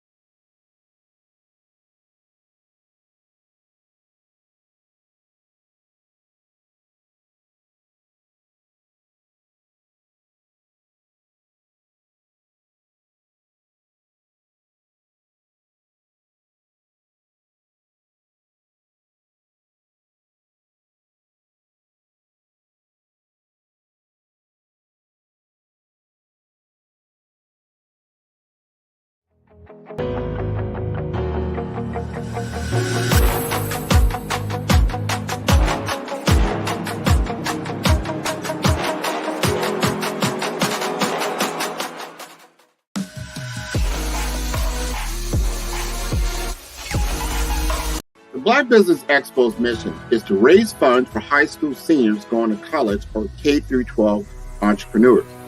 This expo is a fundraiser for students. Please, you may go to www.blackbusinessexpousa.com to donate to the scholarship fund or use the Cash App at $BBXUSA. Our goal is to give laptops and up to $5,000 to 10 students. Students can register online at www.blackbusinessexpousa.com. Every dollar counts. Please donate to the Black Business Expo USA Scholarship Fund.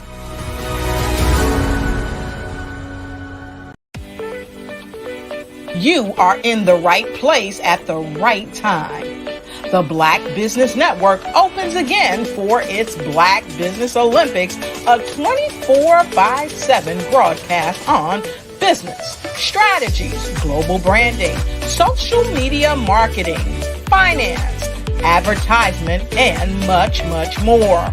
Featuring the top, most powerful entrepreneurs and speakers and thought leaders from all around the world as they gather together for this phenomenal event. Join the Black Business Network streaming live into the metaverse, STEM City USA, Black Multiverse, Pod TV, Roku, Hulu, iHeartRadio, Apple TV, YouTube, TikTok, Instagram, Google Podcasts, Facebook, LinkedIn, IBM TV, Spotify, and Twitch. Tune in today and be a part of this amazing movement. The Black Business Olympics welcomes you.